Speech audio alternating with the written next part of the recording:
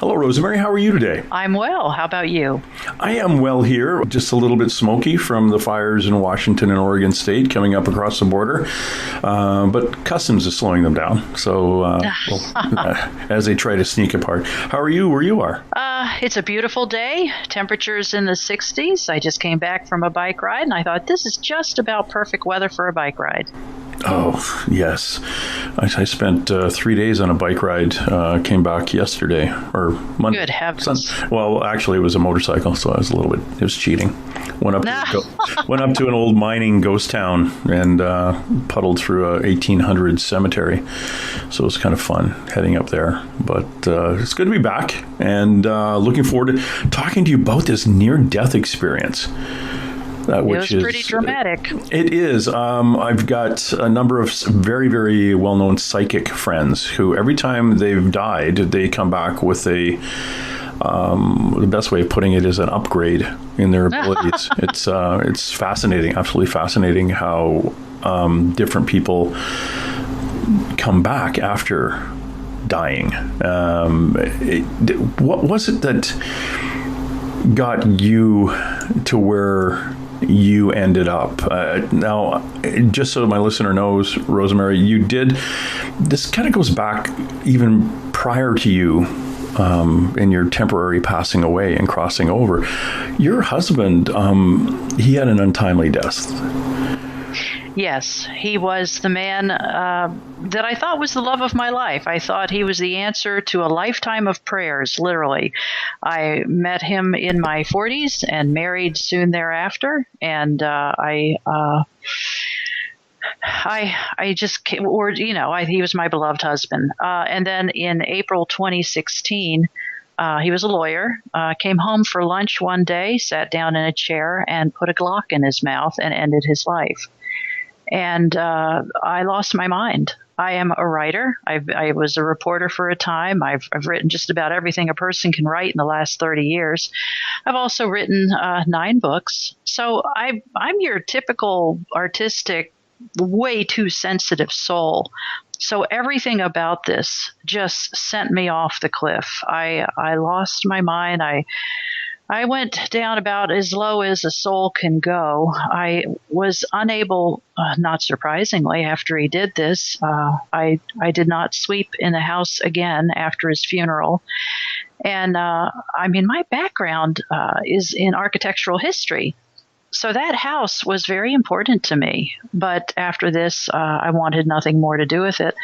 So, yeah, I guess back in the day, we used to give people permission to have nervous breakdowns. And I suppose that's what I had. But I couldn't find a way to get comfortable. I literally felt like a wounded animal. And for a very brief time, I actually ended up living out of my car. It was a very nice car. It had heated seats and a sunroof and a Bose sound system. But a friend intervened, a friend on the periphery of my life.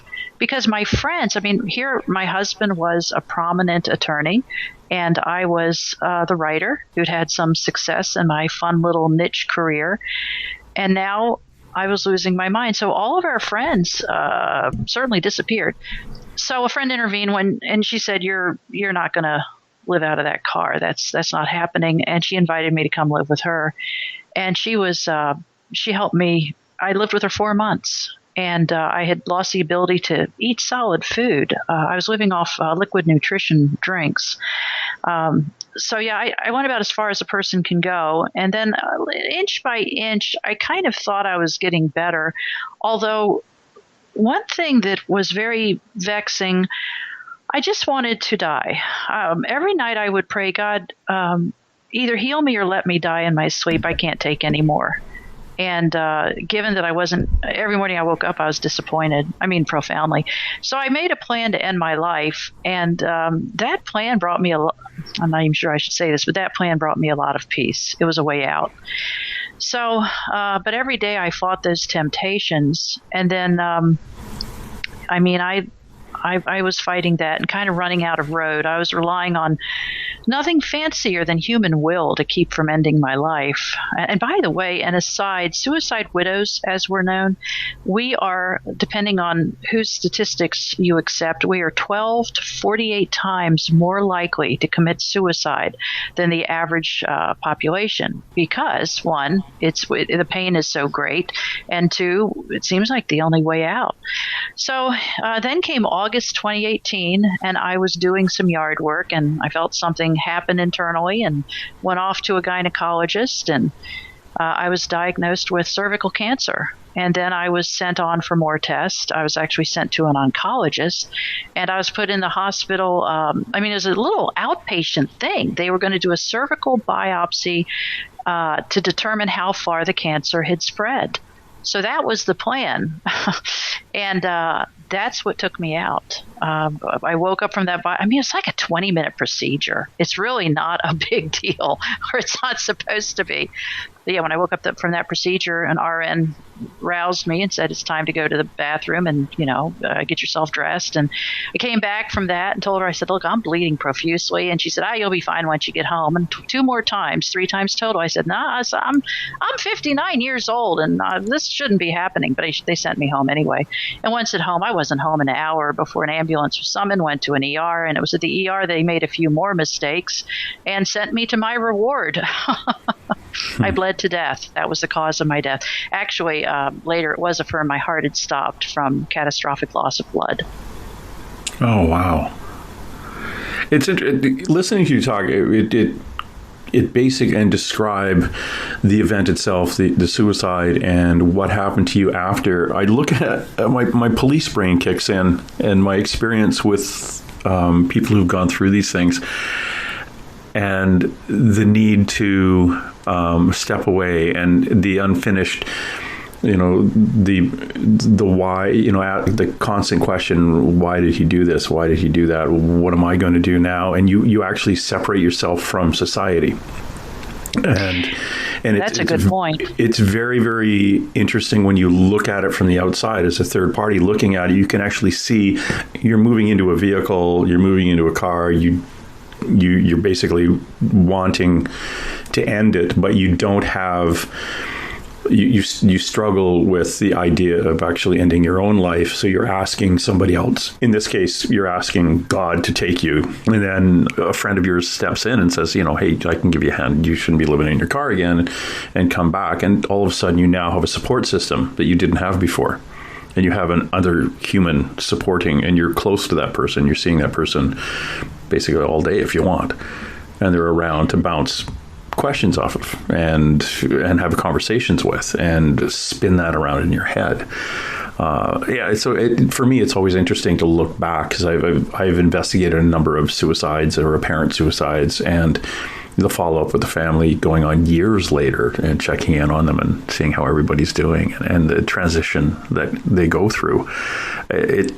And when you come up and say that, the suicide widows, that's an actual group. So now yes. you've become a part of a group again of something in common. So you create a larger family of people of like experience. So it's uplifting, and you get to a certain point though, and you probably felt this, that you've plateaued. You get to a point where, okay, I've grown, I feel a little bit better now, and then everything goes flat again. And that's actually just having a normal life, where the perception of going up higher, having a higher feeling on one day or having a low feeling on another day, you just, that plateau is actually back being normal. But it's your new normal. Yeah, I'm not a fan of the term new normal, because nothing will be normal again. My life is easily split into 2 bits, before April 2016 and after April 2016.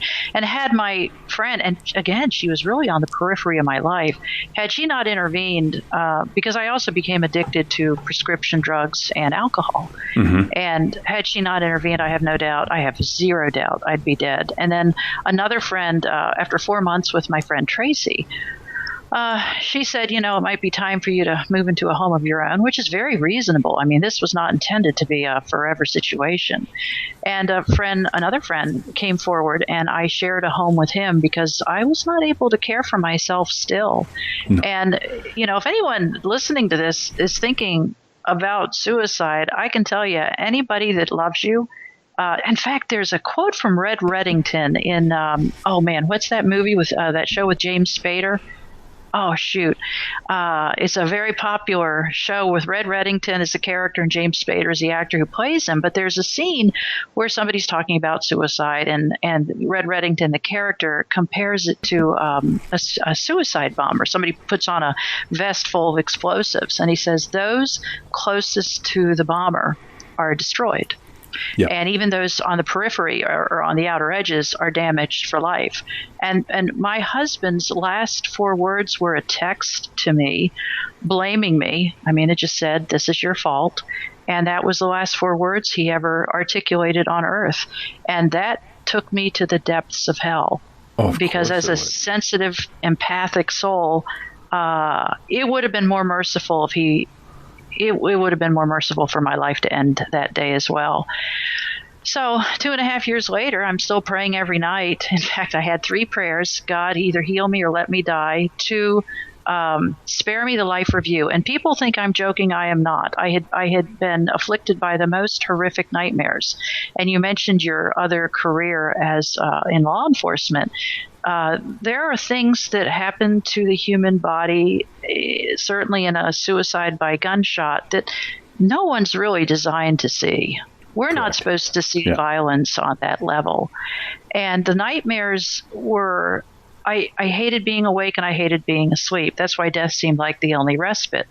Because in my nightmares, too many times to count, I came home and I came around the corner just as he's putting that gun in his mouth, and I scream, "Please don't." And in the nightmares, I'm always too late. And I must have had that nightmare over and over and over, or some derivation thereof.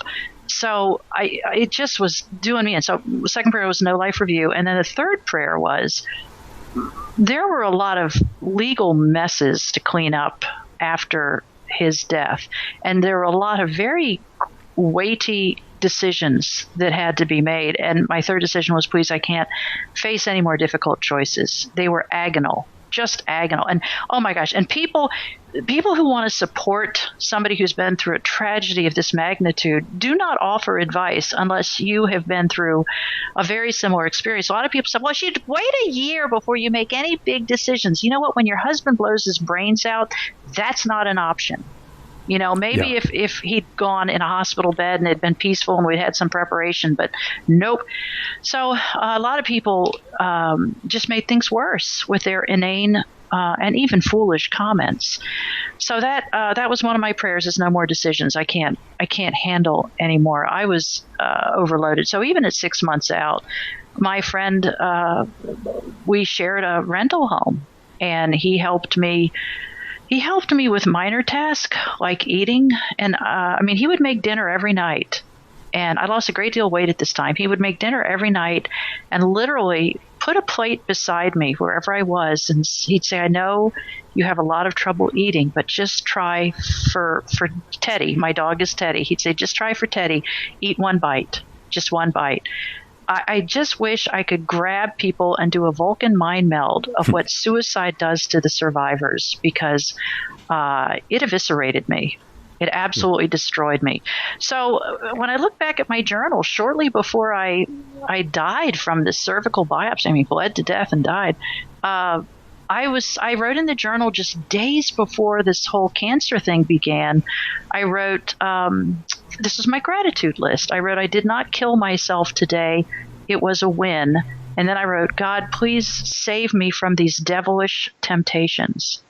Because killing myself just seemed so easy. It just seemed like such a simple solution. And the only reason that I did not was because I knew my whole life I had devoured near-death stories, in book and film and any article, everything. And I knew that it violated the spiritual contract. And that was the only reason that I didn't put a bullet in my head. And boy, was it tempting. So yeah, that was the easy path. For me, the harder path was to somehow try to see this thing through. So when I was diagnosed with stage 2 cancer, I was enraged with God, just enraged. I thought, okay, what else do we have for Rosemary? What else are we going to do to torture her to death? And I mean, I was just beside myself. So when I am in that second hospital of the day in the ER, and I tell them, I think I'm bleeding to death. They also, I don't think they understand the gravitas of the situation. And I remember I grabbed the hand of this very kind-hearted, sweet-looking RN to my left. I'm on a gurney. She's to my left. And I said, promise me you're not going to let me die. And she said, oh, honey, we have many solutions for this. We're not going to let you die. And it was like a mother talking to her child. I mean, I felt the love behind the words. So they packed me with gauze, which it turns out was a catastrophic mistake because that didn't stop the bleeding. It just stopped the mess. And then they stepped out of the room. And they left me in this ER cubicle. My friend Milton, he was the one that was living with me. He was there at my side, and they hooked me up to a blood pressure cuff and a little pulse ox for my finger. And they left, shut the door, walked out of the cubicle, left. My friend Milton said he was watching that blood pressure monitor, and then he said it wasn't long before he looked up at it, and my blood pressure was 32/25. So I was pretty far gone at that point. He said, and then your eyes popped open. And he said, you tried to sit up on the gurney, which is pretty impressive at 32/25 of blood pressure. And he said, you reached up to heaven. And he said, you talked to somebody only you could see. And you wiggled your fingers. He said it was almost like a child reaching up to her father. And he said, and then he just plopped back down on that gurney. And that's when my blood pressure went to error, which meant it was probably lower than 32/25. So I think that's probably when I left for heaven. And now I don't remember reaching up to heaven and wiggling my fingers. I don't remember any of that. But I remember I was in a deep, dreamless state of unconsciousness. And I woke up at the moment of my death, and I woke up being catapulted out of my body, and it was very dramatic. And this is hard to articulate, but it was as though there was a sinewy, silvery cord from the crown of my head to the back of my heels on my feet, like an archer's bow that somebody had pulled back and popped. And with that pop, I went flying out of that body. And then I was floating. And I was floating in this perfect blackness. But it wasn't just blackness. It was actively comforting me. And I felt the most incredible peace times a billion. And a lot of people, when they die, they talk about the love. I had the great blessing of a mother who loved me. But I had never known peace. As a writer, as a sensitive soul, I've always suffered with anxiety and fear and worries and woe and all that. I've always been a very anxious person. So this peace, I remember thinking, I've always wondered what I would look like without any fear or anxiety. I thought, this is great. This is great. And I thought about the Bible verse. Paul writes, the peace that passeth all understanding. And I thought, this is that peace. This is what Paul was talking about. You can't describe it. You can't define it. You can't explain it. So as soon as I pop out of my body, one of my first thoughts, and I'm floating away in this blackness, one of my first thoughts was, my heart has stopped. And I thought, wow, how do I know that? It's almost like a surprise that I heard myself say it. And I thought, I don't know how I know it, but I know that's right. I know my heart has stopped. And then I thought, wow, I'm dying. And then I thought, no, actually, ever the writer, I thought, you're not dying, you're dead. And it cracked me up. I cracked myself up. I laughed out loud, and I heard myself giggle. And I thought, I don't have breath sounds. I'm pretty sure I don't have lungs, and I'm pretty sure there are no vocal cords, but I'm producing sound, and I'm hearing sound, and I sound just like I sound in real life. And by now I'm realizing I have the memory of the Bible verses. I have still an intense intellectual curiosity. I still have my voice. I sound like I sound now. I have my funny little giggle, and I'm already thinking, what did I leave behind on that gurney? And I thought, nothing. nothing that is me. It was left behind. Everything we are goes with us, even down to our funny little giggle. And that was profound. That I thought, this is great. This is great. You know, it's funny. So many people say, well, you probably wanted to come back. Oh, heck no, I did not want to come back. In fact, as I was floating, I remember thinking, I like floating. Floating is fun. This is great. And as a writer, if I was going to come back and tell this story, I would have used much better language than I like floating. Floating is fun. That's a little simplistic for somebody who's a wordsmith. But one of the, still within this blackness, by the way, the predominant feeling I had was gratitude. I remembered that I was supposed to start chemo, 10 days away. I remembered that I was supposed to start radiation 10 days away. I remembered the sadness, the emotional angst, and I just felt so grateful. I was done. It really felt, no kidding, it really felt like I had been granted early release for good behavior. I thought, I am dead, and I did not do this by my own hand. And I just was so grateful it was over. I cannot articulate that enough. I was relieved. And while still floating in this comforting, comfortable, beautiful blackness, I felt a presence join me, and she was to my left and much, much taller than me, and a very powerful presence. And I turned to my left to look, and I thought, how fun that I'm looking over my left shoulder, and yet, do I have a left shoulder? I don't know. I'm in the blackness. But I said, literally, with a lilt in my voice, I said, and who are you? And the answer came before I could even finish articulating that. The answer was, you, Rosemary. You are the image and likeness. I'm the original. And I thought, wow, that's Genesis 1, I think 26. I thought that would have been great to know back there, but that's still really cool. And it came with the only way I know to describe this is like with an infusion of understanding. These weren't just words. The Bible says in the beginning was the Word, and the Word was God, and the Word was with God. That's what these words were. These were the words that started the universe. That's the power of these words. And it was just such a wonderful experience. And if you told me I'd been dead for 2 months, I'd believe you. It just went on and on and on. And then at some point, and I don't remember really, I don't know how this happened. I ended up in a white room. And I don't remember the transition from the floating in this perfect, beautiful blackness to being in this white room. And I was on my feet. And it was the only corollary I can come up with. It's like somebody took my batteries out. And I think something happened between the black room and the white room. And I think that God in his grace or mercy or whatever said, we'll talk about that later. You're not going to remember this. But anyway, I was in a white room and I was on my feet, and I thought, wow, I'm on my feet. And this white room was the most perfect white you can imagine. The walls, the ceiling, the floor, all of it was this almost bluish, so brilliant white light, luminescent, iridescent, white room. And there were no light fixtures.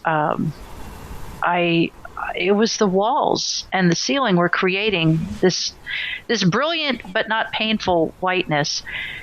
And in this room, I saw a door ahead of me, and I thought, I don't know if I have feet, but I think if I have an intention to advance toward that door, it will happen. And it did. I don't know if I was walking, but within this room, it was like I was in a fog. But it wasn't a fog. It was light. It was like itty bitty. I know this is hard to conceptualize, but it was like I was in a heavy fog, but it wasn't a fog. And I strained to see an individual droplet of this vapor. And I felt like I ought to be able to see an individual droplet. And an angel or spiritual being that was with me said, your spiritual eyes haven't acclimated to this, and you can't focus on it yet. But these are droplets of light falling all around you. And the angel said, before you can go to heaven, you have to be purified of all the muck. And that's the word that was used, all the muck of earth. And that's the purpose of the white room, is to remove all that filth and muck and your sins and your husband's sins and the sins of the world and any physical disease process that's been imprinted on your consciousness so deeply that you think it's part of you. I was being prepared for heaven in that white room. And as I walked through this mist danced around me and swirled around me, and it's too beautiful for easy explanation. But I got to that door and I paused and I said, is this the divine will for my life? That a simple medical mistake would take me out. And I didn't get any farther than, is this divine? And the answer was immediate. And the answer was no. But whatever you decide, you go with all of God's grace and mercy and blessings and care and love. There is not a wrong decision. And that was an answer to that third prayer. I mean, this seems like a pretty big decision, whether you decide to go on to heaven or go back to earth. And I was being spared that. I was told, whatever you decide, it's okay. No wrong decisions. So at that moment, I thought, I'm on it. I'll take heaven. I do not ask me to go back. I don't want to. This is great. It's over. And at that moment, I had a vision, an image of that sweet RN that had held my hand before I lost consciousness at that little ER. And I saw her sitting on a metal stool in like a hospital supply room or a back room surrounded by linens and supplies. And she was leaning forward on this little stool, sobbing uncontrollably with her head in her hands. And I saw her. I saw her very clearly. And she said, through tears, I promised that woman I wasn't going to let her die. And I lost her. And I thought, oh, come on. Don't do that to me, please. And then I thought, well, she's an RN. She's probably been through this a few times. And I thought, I know that this will hurt her, but I need to go. I can't face life anymore. I remember what I had been through. And then I felt the pain she was experiencing, and it was the same agonal grief that I had known for 29 months since my husband had ended his life. And that's when I literally I had my right hand up, pretty interested by the fact that I was using my right hand to push through that door, but I put my right hand back at my side, and it's kind of funny now, but I said, this is going to ruin her day if I die. And boy, I tell you, in a millisecond, I was back on that gurney. Lots of action happening all around me, in the hospital. And people say, oh, I bet you were so grateful to be back. Nope. My first reaction was, oh, come on. I thought we were going to talk about this. What happened? You know how much work it takes to die? So I was hastily transported by ambulance to another hospital. And I think the reason that ER knew they made a pretty big mistake. And, one of the interesting asides to this, after Milton, my buddy, watched me die in that cubicle, he said it took about 2 minutes for them to return to that room. And he said, you were literally white as a sheet. He said, you hear people say that, but you don't know what it looks like. It looks very weird. And he said, your lips were blue and dark blue, and under your eyes were bluish. So he got shooed out into the hallway once the doctor came in. And the backstory to this, my buddy Milton has certainly shown me great kindness to take care of me during this time, but he was an avowed atheist. Very, very clear thinking, very confirmed, devout atheist, if an atheist can be devout. In fact, he used to get a magazine called American Atheist, which cracked me up. But while he was in that hallway, he told me later, he said, because I had asked him, weren't you terrified? The person that you tried to keep alive for all these months is now dead. You saw me die. You saw the blood pressure and the vitals go to nothing. Weren't you terrified? And he said, almost quietly, he said, I guess I had a few angels of my own. And I said, oh, do go on. And he said, while he was in that hallway, He said it was as if somebody draped a blanket of calm and peace around his shoulders and said to him, "It's okay. We just need her for a few minutes. She'll be back." And he said it changed his life. And he went out, this is kind of funny. After he heard this, he went out in the lobby to get himself a soda. He said it had been a long day. And I said, "What?" He said, "Well, the angels were pretty clear that you'd be back." And I tell people now he was in the blast radius. And so that man went from an atheist to a believer in about 2 seconds. And by the way, this has been 2 years now, 2 years and a couple weeks. He is still quite an amazing man, and often texts me or calls me with inspired things he's read or heard or learned that are very helpful. So this changed him as well.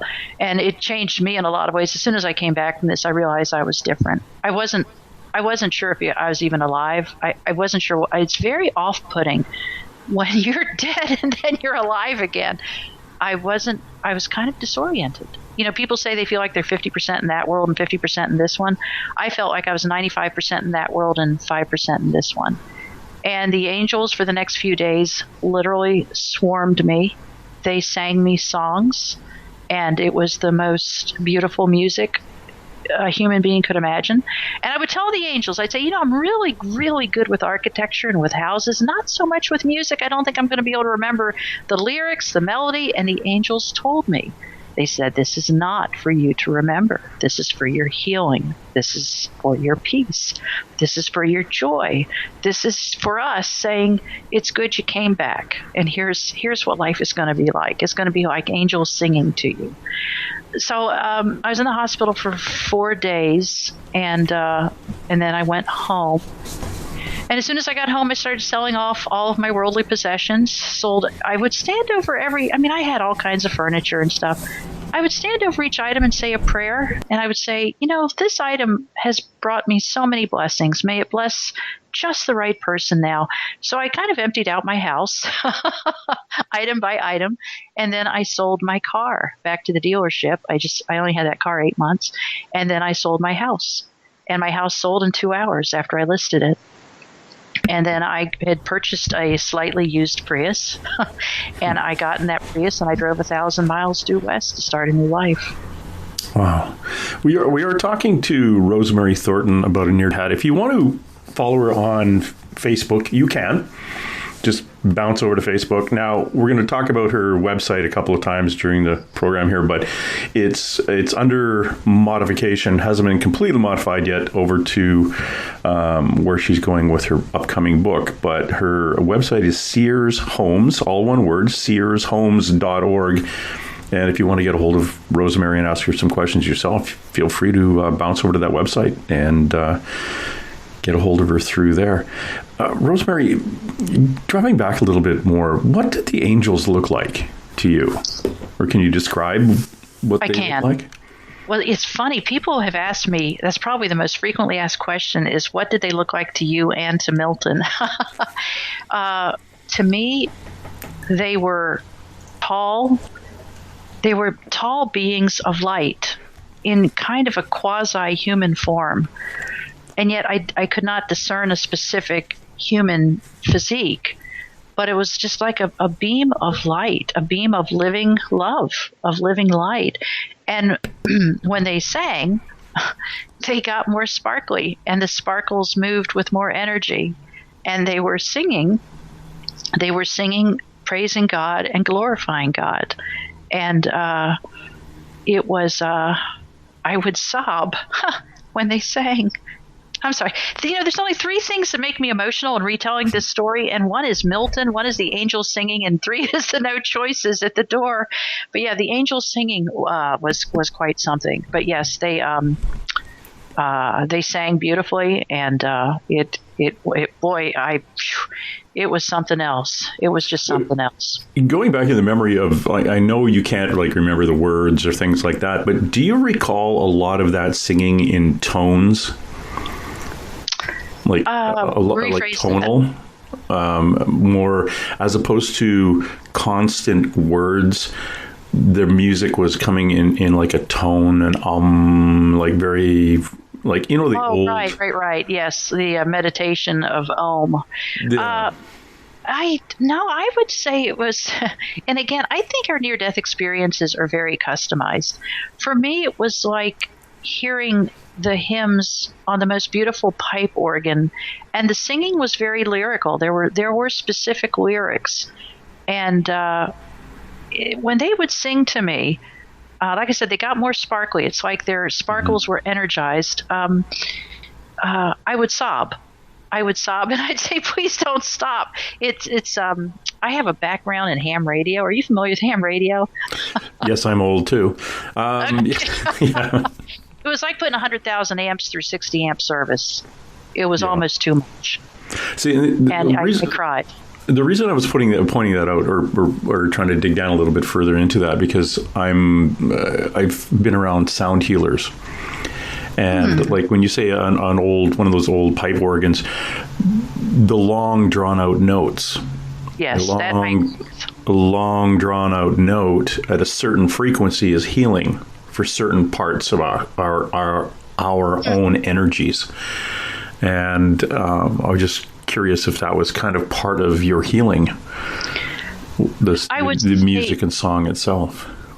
Yes, I would say that's a good description. I mean, I wasn't hearing a pipe organ, but I was hearing music that was too beautiful for Earth, too beautiful to be of Earth. And what's interesting is I had three faithful friends who spent a lot of time with me at the hospital. Because when you're at a hospital, and I was down a lot of blood. And you're still a little disoriented. And plus I was, living half in heaven, more in heaven than earth. But the singing only happened when nobody was in the room. And I think it was the angels' way of saying, you're not alone.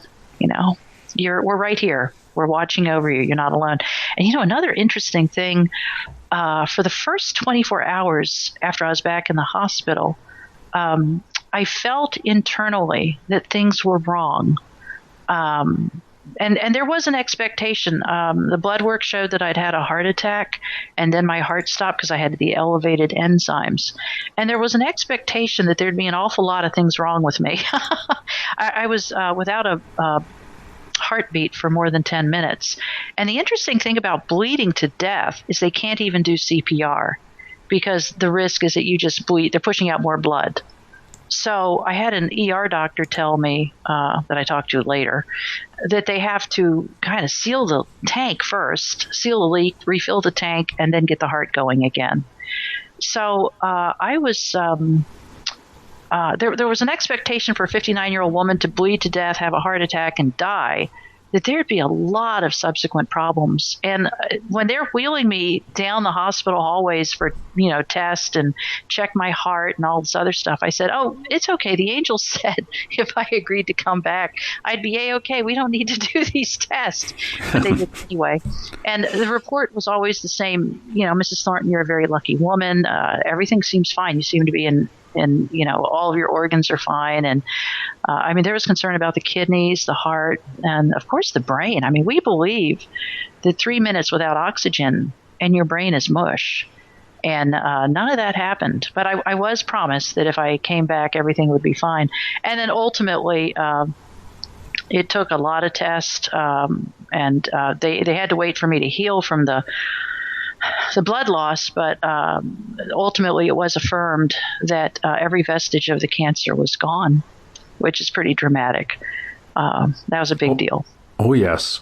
When you have stage 2 cancer and then it disappears because you had a bleeding. Right. And not an old historic leaching, but you had a full-on hemorrhage. That goes in the side of the book we call miracles. Yes, and you have to lose a lot of blood for your heart to stop. The next morning when the hospital doctor, which, by the way, finally, when I was put back into the hospital, so I had 2 hospital visits on September 5th, and then I was taken by ambulance to the hospital where all the fun started, they finally gave me a doctor that was very compassionate, very intelligent, very competent. And that first morning, he sat me down and he said, Mrs. Thornton, you've had a heart attack. And I said, doctor, you've got the wrong patient. I bike ride, I walk, I'm very active. I'm quite confident I did not have a heart attack. He said, no, your enzymes are elevated. They've already started coming back down, which tells us it is not underlying heart disease. And I said, what are we talking about? And he said, well, you lost so much blood, your heart went into VFib and then stopped. And I said, well, how much blood do you have to lose for that to happen? And he said, more than 40%. And I said, well, how much more than 40%? He said, at 40%, it doesn't matter. Yeah. So they couldn't really quantify how much I'd lost. But it was enough to make my heart stop. And that is medically documented. So that's pretty cool. So when I'm floating away from my body in that blackness and I say out loud, my heart has stopped, that was right. And what a friend shared with me, and this was very helpful, I still had quite a psychic connection to my body. So I knew what was happening back at that dead body. I knew what had happened. Yeah, we do. Even though our energy is using this meat sack to move around day to day, at least we have some idea of the inner workings of it. Maybe not consciously, but the energy that occupies it. Yes. Should definitely know, which chunks are which chunks are working, which chunks aren't. You said something interesting earlier. I want to ask you, what the angels look like. You said will look like to you or look like to Milton. Well, did they look different to Milton? They did. He is in IT. In fact, one of the favorite quotes I have from Milton, he does computer stuff. He said, you got rebooted by the creator, which I just loved that. As to I've asked him, being a former journalist and somebody who writes books, I really drilled deep trying to ask him, tell me, I want to know every single thing about this angelic encounter. And I did this as soon as I was out of the hospital. I interviewed him, and of course I dated it and, et cetera. But what he told me is he said, I can't describe it as a being. I describe it best as a feeling. But he said it was like somebody put a big warm blanket around my shoulders and drew it tight. And it was just a blanket of peace and calm and comfort. And it was, he said I was standing in that hallway thinking, what do I do now? She's dead. And he said it wasn't, he said he didn't have time for two of those thoughts before he felt this peace just envelop him. And he said, and it wasn't a spoken voice, but it was an information download almost of, we just need her for a few minutes. She'll be back. And he was so comforted by that. Like I said, he went out and got himself something to drink in the lobby. But he said it was, and it was so clear. He said it wasn't like, oh, I hope I heard the angels right. He said it was, well, of course, she'll be back. It's all going to be okay. She'll be back. And when I said, you got a soda, I wasn't in there getting a strep throat test. I wasn't in there for them to take some blood. You saw me die. And he said, well, the angels were pretty clear. But yes, he did not have a vision, but he said he'd never had an experience of just being enveloped by peace like that. And it changed him. He's a different man. And you walked out of the room changed too. You said you started selling off of your personal possessions. Well, I rolled out of the room, right? Rolled out of the room, yeah. But yeah, I was in the hospital for about 4 days. And yeah, as soon as, it's kind of funny. As soon as I got home, because, 4 days, you're ready to be home. I actually really liked the hospital because I had been terrified of hospitals. I mean, just terrified. And I realized that the love of God and the presence of angels can be right there at your hospital bedside as much as they can be in the most beautiful church or in the most beautiful park or in the most beautiful sunset. So that took away a lot of that terror, all of it. But yeah, when I got home and I hop out of the car, not hop, but gently get out of the car, and I had several mole traps in my backyard because I had a beautiful lawn in suburbia, and the moles were making a mess of my yard. So I had set these mole traps. Well, when I get back from the hospital, I'm like, egads, those things could hurt somebody. And by hurt somebody, I mean a fuzzy little four-legged mole. So I, even still weak from, I'd been on total bed rest for 4 days, and I've been told to go home and go to bed. I went out and I took the tip of my foot and I pried those mole traps out of the grass because the idea of killing a mole was just abhorrent to me. It was horrible. What was I thinking? And then, I was at home and I had a lot of visitors. The hospital, this is pretty interesting. The hospital actually wanted to discharge me to what we generically call a convalescent center, which is a nursing home. And fortunately, friends and myself, we were able to cobble together kind of a care plan. But they told me, this is the other fun PS, is they told me it'd take about 2 to 3 months for my full good health to return because I had a very, not surprisingly, a very dramatically low red blood cell count and white blood cell count. And in fact, I wanted to stay at the hospital a couple extra days because bleeding to death is not painful, but it's terrifying. It is absolutely terrifying. It's amazing how much blood can come out of the human body. It is, and as I guess former police officer, you probably know that. Yeah. Yeah, and it comes out in different colors from different places, which is fascinating to me. Yeah, well, it was pretty unnerving. But they kicked me out of the hospital on day 4 because they said, because I talked to this lovely doctor, so I don't want to go home. I might start bleeding again. And he said, your white blood cell count is so low that you're now at risk for MRSA or other opportunistic infections. And he said, if that happens, we're not going to be able to save you because your body has no resources to fight it. And I said, I'm out of here.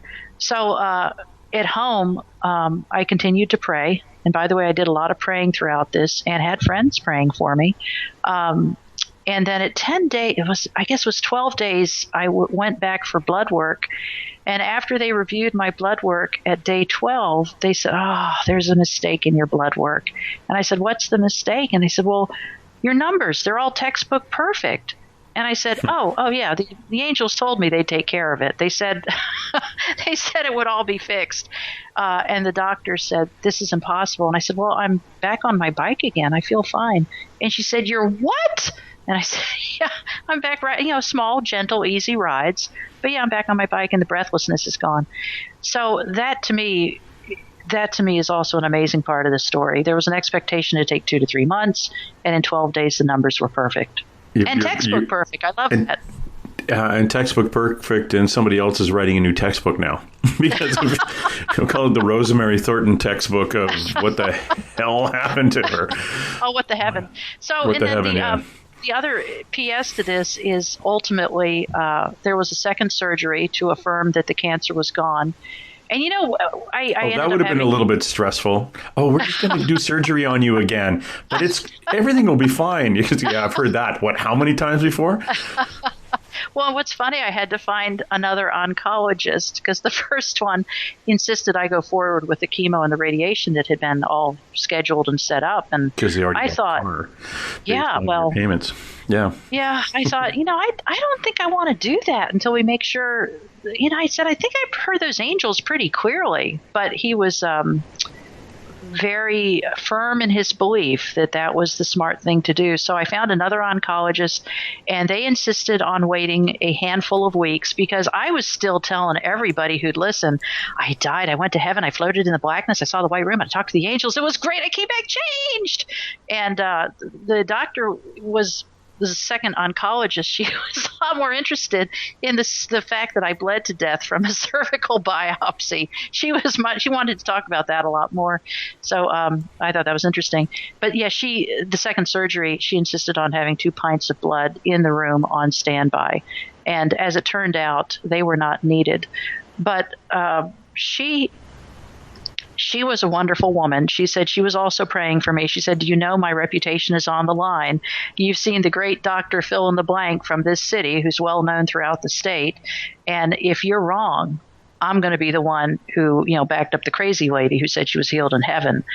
So after that second surgery, she actually took a lot of flesh from a lot of places and biopsied it while I was unconscious. And she said, Rosemary, if I find cancer, we're going to take the lymph nodes too, because we have to find out how far this has gone. And so when I went unconscious for that second surgery, I was terrified. I really was. But my buddy Milton, again, is the one waiting for me in the waiting room. He said she burst through the doors after the surgery, threw her arms around his neck, and said, she's right. Not one cell. Nothing. Oh, wow. And what she said, the PS to this, she said, in fact, her flesh is so pink and pretty and perfect. I don't think she ever had cancer. Interesting. Yep. And yet I had 2 biopsies and a physical exam. The second physical exam, the oncologist had told me it is advanced to a point where the flesh is distorted. And I had started the process of going to a doctor because I had some symptoms. I had been bleeding, so I knew something was wrong. And by the way, all those symptoms, I had a fever, I had a sore throat, I had some muscle pain in my legs. All that stopped when I came back from heaven. It was all gone. It comes back. I keep going over in my head at the beginning when you were like praying to leave. Yes. Like, please take me, please take me, please take me. And then possibly a mechanism was put in place to be taken. And you got up to a point where you're saying, see, this is what could happen. You can go, but it's up to you. And you asked for it. But that business with the nurse was kind of a sneaky maneuver. Yes, it was. The way to an empath's heart. That whole working in mysterious ways things.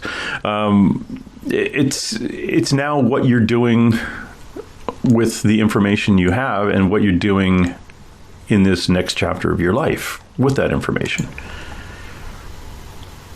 It's, maybe, okay, it's like, the kid wants to eat all the cake. You give him the kid the cake, and then he gets sick and going, see, I told you, but you had to learn on your own. I guess, but I was hurting. I was hurting so bad. I love this man who did this thing, and you can't.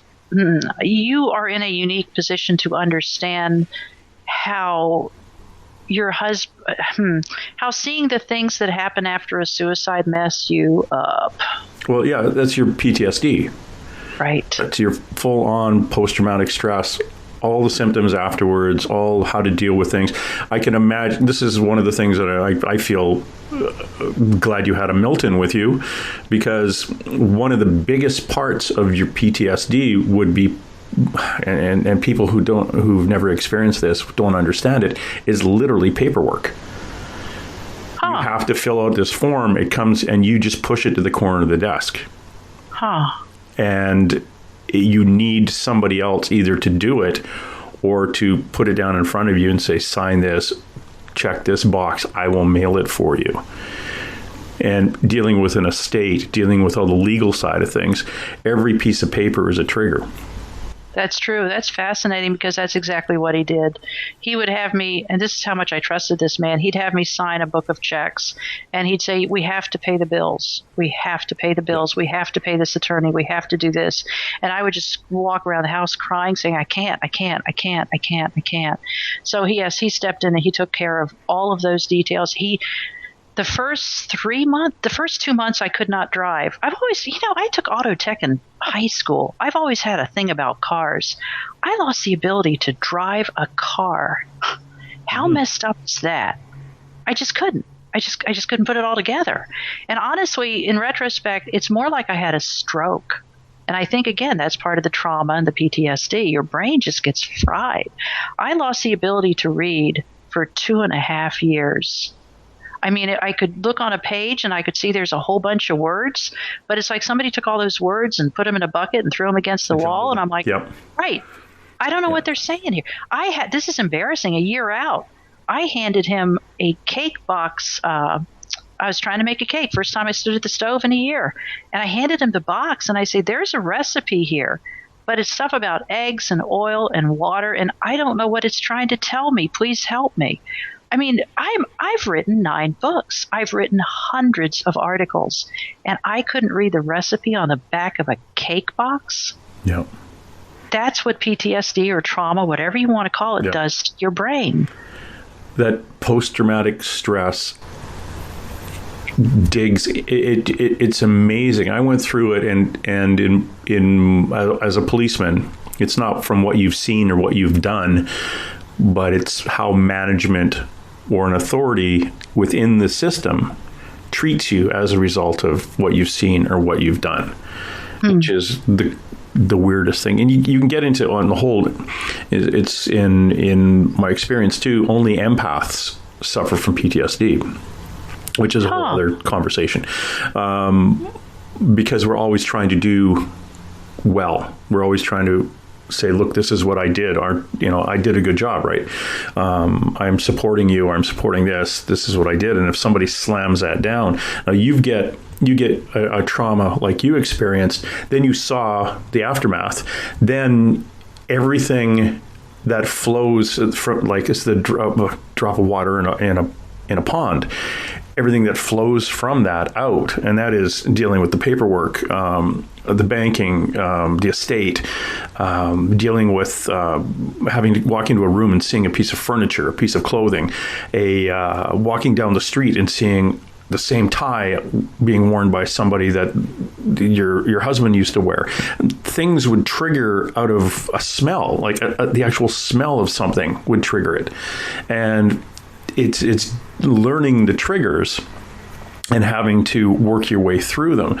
But I found, and historically I find, in dealing with the counselors who, I talked to a lot of the counselors in regards to PTSD, they say that the paperwork is the overwhelming one because it's something that everyone forgets. Like, everyone wants to support us on, here's some flowers and you feel good. Oh, I'll get rid of that chair so you don't have a memory of that, or I'll take that picture down. But every day the mailman drops off a trigger. Yeah, that is so true. Yeah, you've got to deal with the estate. You've got to deal with, okay, here's, what do we do with the cremains? Or what do we do with it's like, I don't ever want to deal with any of this stuff. And which is funny for me, because mine is, it's really interesting because of all the battle scars I get from over my career.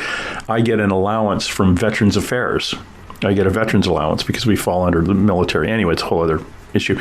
But so I get an allowance, and they send me paperwork to update things. And you've got, how's this injury doing? Or you've got this, please, update your file. And because it's government paperwork, I don't want to do it. Yeah. So I actually had a friend come over and sit down for about 3 hours going through umpteen different forms one day, because I just, government paperwork triggers me. Because I used to deal with government paperwork for 28 years. And a whole other, my issue with PTSD and my employer and things like that. But in talking to the counselors, they're going, oh yeah, it's the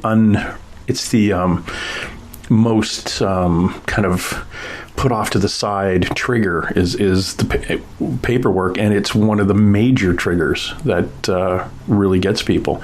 So your Milton is an angel incarnate. He is somebody that I got lots of respect for. If he was helping you through that paperwork side, that is a huge issue and a huge trigger. And we can't, we as a survivor, you as a survivor, you can't continue down your own path. You can't move on unless all that corporate crap gets done. The banking and the estate and all that legalese crap, unless that's taken care of, you can't move on. No, and it is a nasty bit of business. That's fascinating. I had not thought of this before from the paperwork angle, but in fact, throughout the time Milton and I shared a home, I could not go to the mailbox. It was his job to go to the mailbox, sort out what needed to be done, and then we would review the bills. He'd say, "Okay, you got a credit card bill for $372," and I would just say, "Please don't make me look at it. Just make sure there's nothing weird on it, and I'll sign a check and pay it." I know it doesn't make sense to the outside world, but even something like the mailbox freaked me out. Well, the mailbox is a box of unknown stress, and you won't know the stress until you open it. Yeah. So it's easier just not to open the box. Which I didn't for a long time. Yeah. And I mean, he took care of it for a while. And then, it's also interesting, after the medical stuff, I started getting a lot of medical bills. And that became a source of a lot of stress too, because you don't even know, is this legit? Is this not legit? And, but by the way, that little ER that accidentally killed me, the one that, stuffed me like a Christmas goose rather than address the bleeding, they sent me a bill, or corporate did, for $7,900 for my hour there. And then my insurance denied it because they said it was a non-emergent circumstance.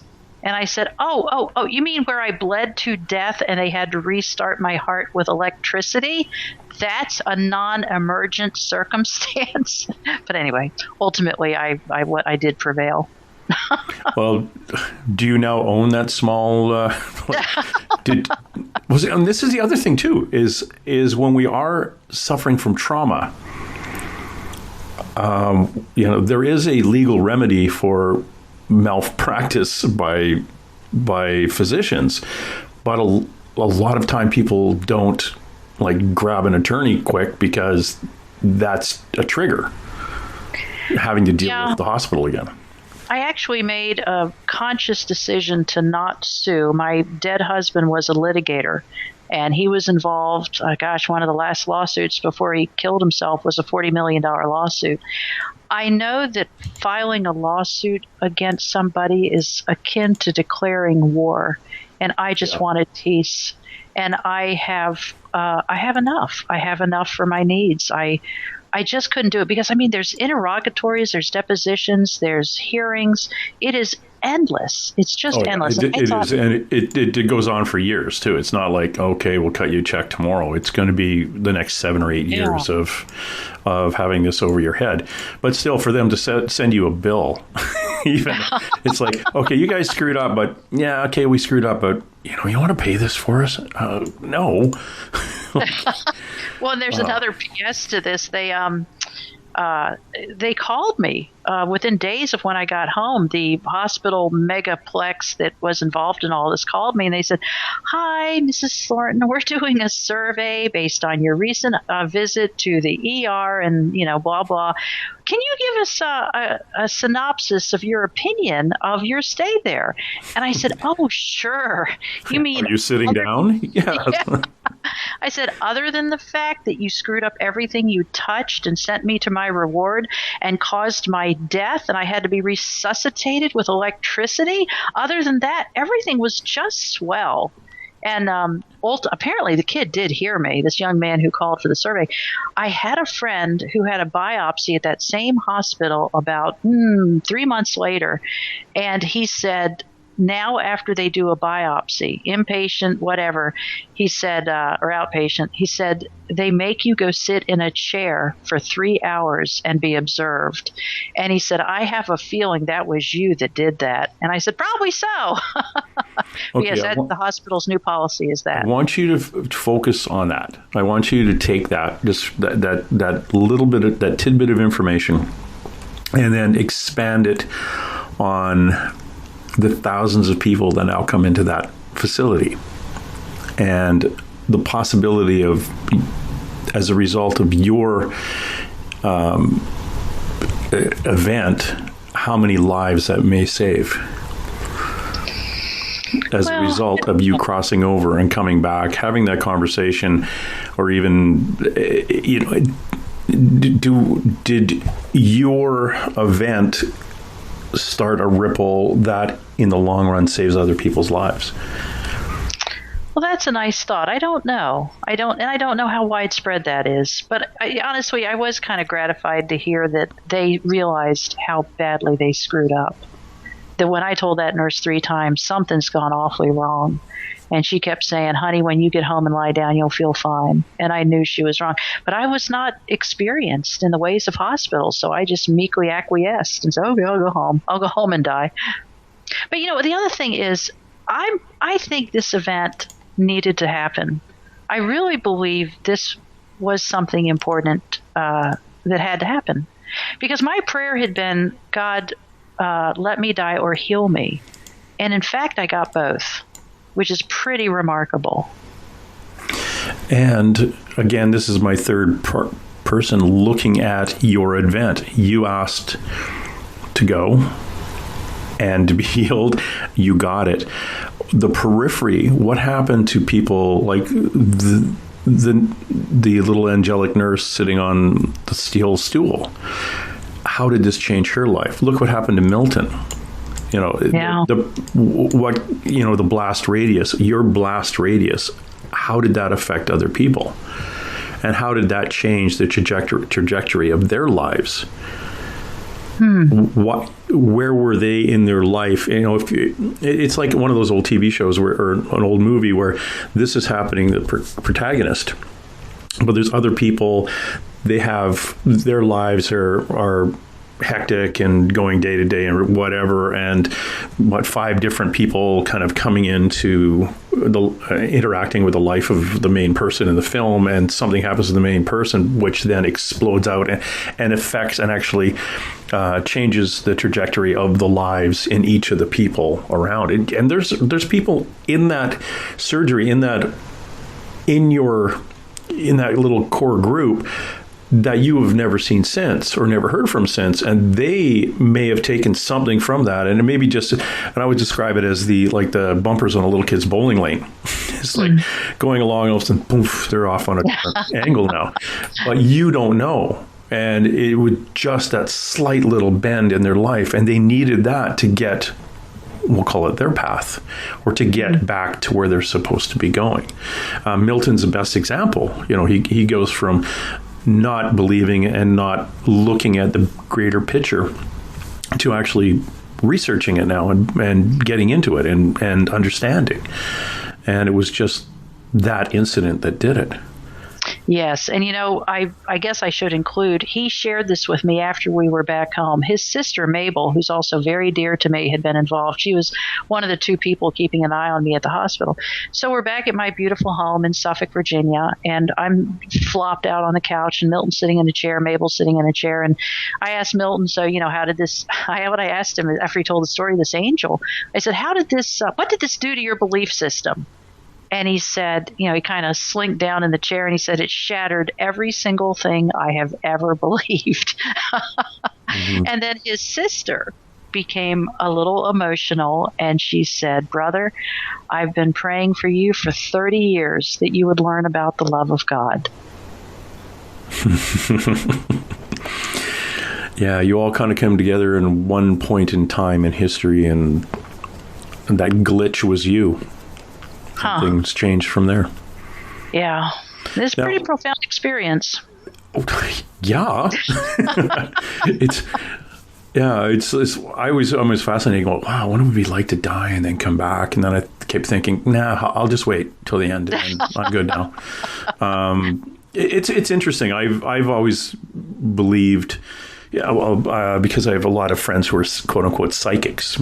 And I'm a bit intuitive myself. But I've been called a psychic by my friends, but I just never use that word on myself. But I believe in, people say, well, do you believe in God? And that gets stuck in my throat just from my many, many years of my upbringing. Or do I believe in God? Well, hold on. I talk to the archangels. I use Archangel Michael to clear things out of my room when I don't want them there. I use Archangel for protection. I see, I see things. So if I buy into one angel, I've got to go through all the other ones too. I've then got to believe in everything that comes from that. And all my psychic friends they say, well, of course, God, we believe in God. We may call him the creator. We may call it the universe. It's all the same being. And the angels come down from there, Jesus as an ascended master, and like okay, I'm buying, I'm getting in, I'm catching up to you guys now. But it's still the term God, I think I was afraid of actually saying the word, and I think that comes as a result of all those bizarre ministries you guys have down in the U.S. where somebody goes off and starts fooling around with somebody else's wife, and then they get caught with a prostitute or whatever, and they're running these ministries and they're thinking, okay, you guys just, it's all a big scam. And so they kind of screwed it from my upbringing, thinking that organized religion was somehow a big to-do, and nobody was really that religious because they were all off, banging each other's wives or whatever, and then they were getting caught and they wanted to pray and get forgiveness and please send money. So I got really away from that organized religion thing, and it's kind of just come back as more of a spiritual side of of Christianity, I guess and a mix of various beliefs. But yeah, God's there, and whoever he or she is paying attention. Yes. To every one of us. That quote I heard in the beginning was when I said, "And who are you?" And the answer was, "You are the image and likeness. I'm the original." That there's not a day of my life goes by now that I don't think about that.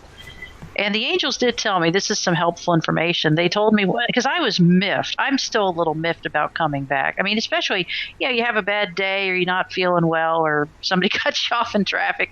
I think, what the heck, man? What am I doing here? I was supposed to be over there, not here. But the angels told me shortly after I came back, because I was pretty miffed, actually thoroughly. And they said, you got 20 years left, use them wisely. And I thought, well, okay, that's good to know. So I'm down to 18, but it does make financial planning a lot easier. Now, are you going to rack up your credit card right at the... No, I'm kidding.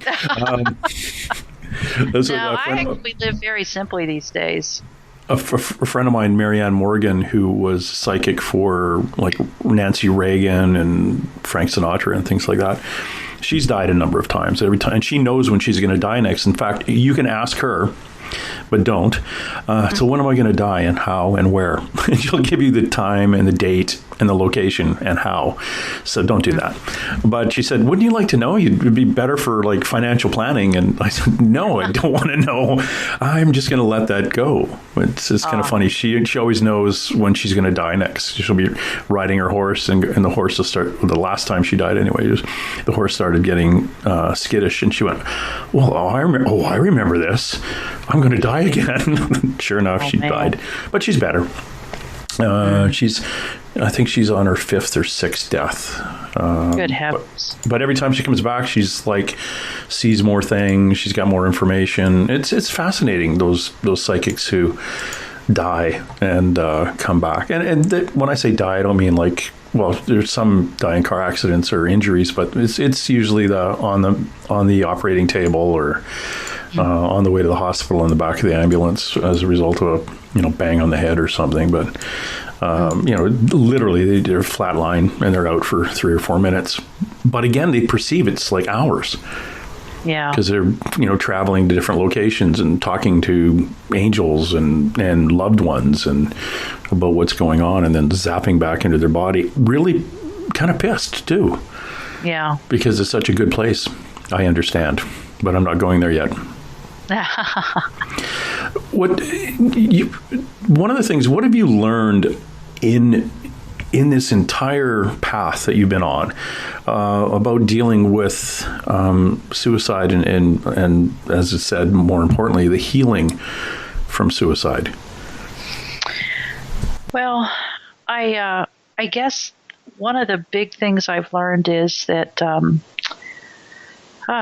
of the things the angels told me, and this is true. I mean, I'm a writer, got a little splash of autism, maybe a little too much intellect going on. I don't know. But I had been ruminating on how could he do this? Why did he do this? I thought he loved me. And there's actually a Bible verse, Deuteronomy 2:3, I think, where it talks about, ye have circled the mountain long enough, time to stop and go north. the biggest healing for me, and of course I'm very grateful to not be dealing with a disease process. That's wonderful to be free of that. But the real healing was the healing of my soul.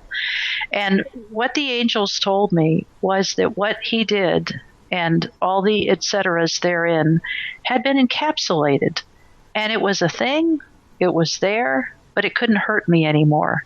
It couldn't cause these endless ruminations, this endless obsession almost, that he had done this, but I had been set free. And, in so many ways, and for those lost in trauma, I don't say this flippantly because I've been there, but it was almost like this experience of dying and talking to the angels and coming back from heaven was almost like a merciful father shaking a child awake from a terrible, terrible nightmare and saying, wake up, it's over. It's not going to hurt you anymore. You're with me. And that, I wish I could give that to other people, because one of the things about being in this group, as you described, a family, which is a lovely word, of suicide widows, is you hear all their stories and you realize why when somebody loses their mind on aisle 5 of Target, and the old Rosemary would say, what the heck is wrong with them? They need to do this or that or this. Now I think about my friend whose husband hung himself with a sheet from their linen closet, and now she can't go down a linen aisle without crying, because you talk about a trigger. Holy cow. So now I see it in a very different context. And when I see people losing their minds, I think something's very bad has happened to them. This is not how people behave. And I just feel sad. I feel sad for them. I feel sorry for them. I try to pray for them. But I don't know how to tell somebody lost in the throes of trauma that there is a way out.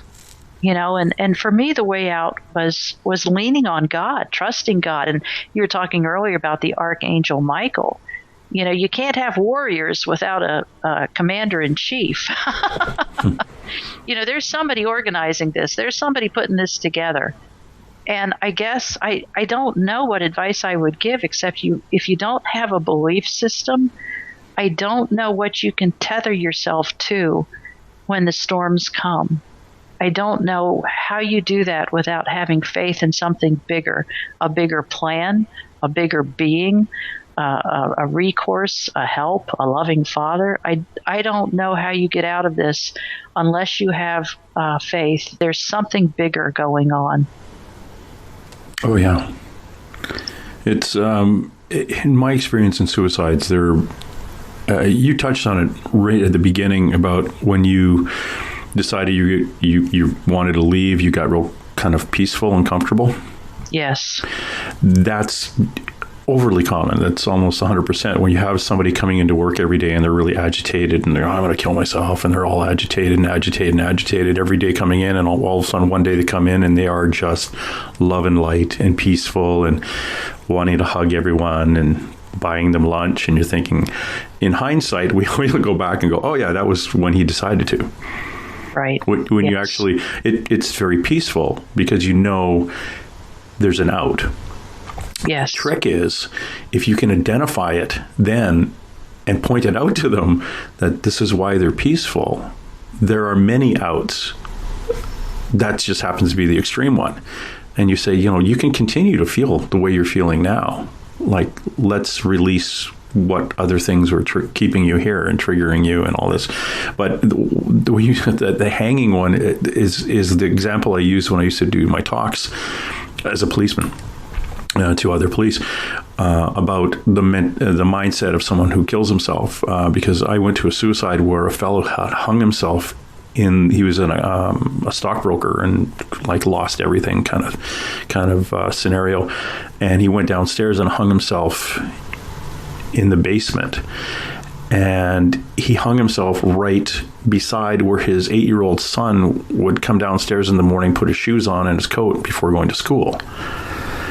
So looking at it, you think, what a horrible thing to do to the 8-year-old son, because the 8-year-old would be the first person to find dad dead. Well, Dad's not thinking that at the time. Dad is not thinking about the son. He's not thinking about the family. He's not, his brain is going in a whirlwind, a complete tornado.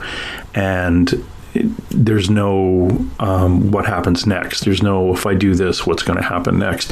Some people will do that and actually plan the whole thing out. I've been to one where, well, we talked him out of killing himself, but he left his suit out, the one he wanted to be buried in. And had a note and had everything all put down properly. Like, this person has to do this, and this person's going to do this, and like a well-planned escape plan. But this guy was disorganized. You know, we talk about organized and disorganized murders, but this is a suicide, and this one was completely disorganized because his brain, he wasn't functioning mentally, and just that's the out. He didn't care about what we'll call the mess afterwards.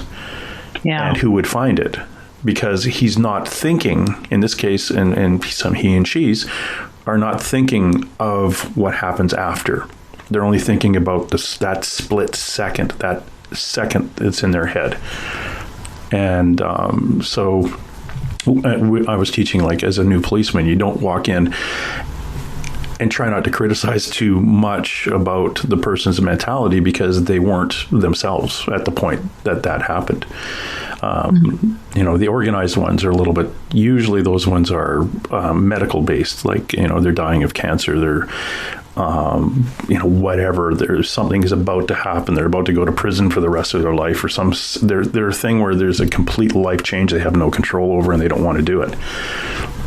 And then that's a more of an organized suicide, but the disorganized ones are horrible when you walk into them as a family member, and then you know, as a third party walking in, you just try to take a deep breath and a step back and deal with what you find, and without criticism, really, and move on. Anyway, I just rambled there. Sorry about that. No, that's okay. If I could wave a magic wand, if I could change something, one of my dreams is if my story does well, because I do live a very simple life. I mean, it's funny. I haven't missed any of the stuff I sold. I like having very few possessions. It really pleases me. But if I could wave a magic wand, I would want to start an organization for suicide widows and widowers, or perhaps even extend to anyone who's lost someone. But the unique thing about a suicide widow/widower is we're often questioned by the police. So our husbands' brains are in a puddle, and the cops pull us aside and say, "What was the nature of this last argument you had with him? When was the last time you were here?" We used to treat rape victims brutally in terms of law enforcement 50 years ago. And now we have an awareness that it doesn't matter how short her skirt was or that she had on those sexy high heels. We have got to get to a place like that for suicide widows, where when they have just experienced the worst trauma they'll probably ever know, that they then become the lead suspect in a murder investigation. And then society, that was the worst for me, was society treated me like a leper. People thought it was spreading. And when we had the closed casket visitation for my dead husband, and you see all these happily married couples waddle past your husband's closed casket, squeezing each other a little tighter as they stroll past the casket. And then when they get up to you, they say, "If anything happened to Robbie, I'd just lay down and die." And I want to say, "Oh, F you very much. And by the way, I guess I didn't love him enough if I haven't died already." People say the most outlandish things. If you could lay down and die because your husband did this, I'd be dead 20,000 times over. But we're biologically hardwired to survive for reasons I don't completely understand. But yeah, society treats us very, very badly. Suicide truly is a death like no other. And we have got to find a way in our so-called 21st century enlightened society to deal with these people who are the victims of suicide. And I don't like casting myself as a victim, but we get treated very, very badly from society, by law enforcement. People don't know what to do with us, and they are literally afraid that this may be catching. So that if I could do anything, I'd create an organization that when a suicide widow is first, when this happens, she has an advocate. maybe an advocate in the legal system, maybe an advocate in law enforcement who sits down and says, okay, she's in shock. We're going to wait to question her until after you do your preliminary investigation. Or just to have somebody there and say, you don't have to answer that question. There's got to be a way to create an advocacy system for somebody who's just seen their husband in these conditions. Yeah, we have a group that works with us. They're volunteers called Victim Services. And when I go to a suicide and it's a family member, Victim Services are offered, because Victim Services can deal with the triggers. They can deal with the paperwork, and they can help, deal with, literally, let's get down to it. You can deal with body removal. Who's going to clean it up? Yeah, who's going to clean it up? In America, you clean up the stuff, which is unconscionable. What? Seriously? Oh, hell yes. We actually my neighbors, actually, that's what they used to do. It was a young couple, and they would, that was their job. You'd call them up and they'd come in and clean everything up. Yeah, not here. You're on your own. You got to hire a biohazard company to come in and, wipe the brains off the wall. And I guess I shouldn't be that graphic. The other thing that happened is about, I don't know, again, paperwork. 5-6 weeks out, the police call me and they say, we're ready to release the personal property from the investigation. Do you want the gun back? And I'm like, are you effing kidding me? Do I want the gun back? But anyway, I did get his wedding ring and his cell phone and his, something else, keys back. And I knew I was in trouble when they handed it to me in a biohazard bag. And let's just say Milton got handed that one and told to clean it up, because that was covered in, let's just say, the remnants of his last moments. Yeah, and that's, oh man, it's like there's a number of rules like in policing here that they're a little bit different where you live because you have different jurisdictions and things. But like, we're not even allowed to phone up somebody and tell them that their loved one is dead. You have to go there in person. I think that's much better. Much better. And if you're in a small town, you have to take get a hold of their friend, neighbor, find out if they go to church, grab their pastor or their minister or their rabbi, whatever, see if they'll come with us, what kind of support. We'll have Victim Services come, because I do the NOK. It's the worst. If people say, oh, it's the worst job you've ever had as a policeman, I said, it's NOK, notification of next of kin. Oh, wow. And I'll tell you, here's one that I did once. There was a fellow who had worked on an oil seismic crew up in the Northwest Territories, and he was up there and he'd have a few drinks the night before work, and he got into a truck and drove off, and the next day they didn't find him. They didn't know where he went, and they found the truck completely burnt out, and there were human remains on the back seat. Oh, so you're thinking it's him, but you can't prove it without his dental records. So I had to go, 1,000 miles south of there. I had to go to this small town where I worked in and go to his mother and ask her for the name of his dentist so we could get maybe his last x-ray, so we could send, so it's not really, it's not like, hey, your son's dead. It's, your son could be dead. So I got lucky with this lady. She's an elderly lady, lived in a trailer park that was kind of run by her church group. And it's beautiful homes, little hills and stuff. It was a great place to live. And I got there, and I was pretty new at the job. Probably had about 5 years on the job. Not even that many. 2.5 years at the job. And hated doing notifications of next of kin.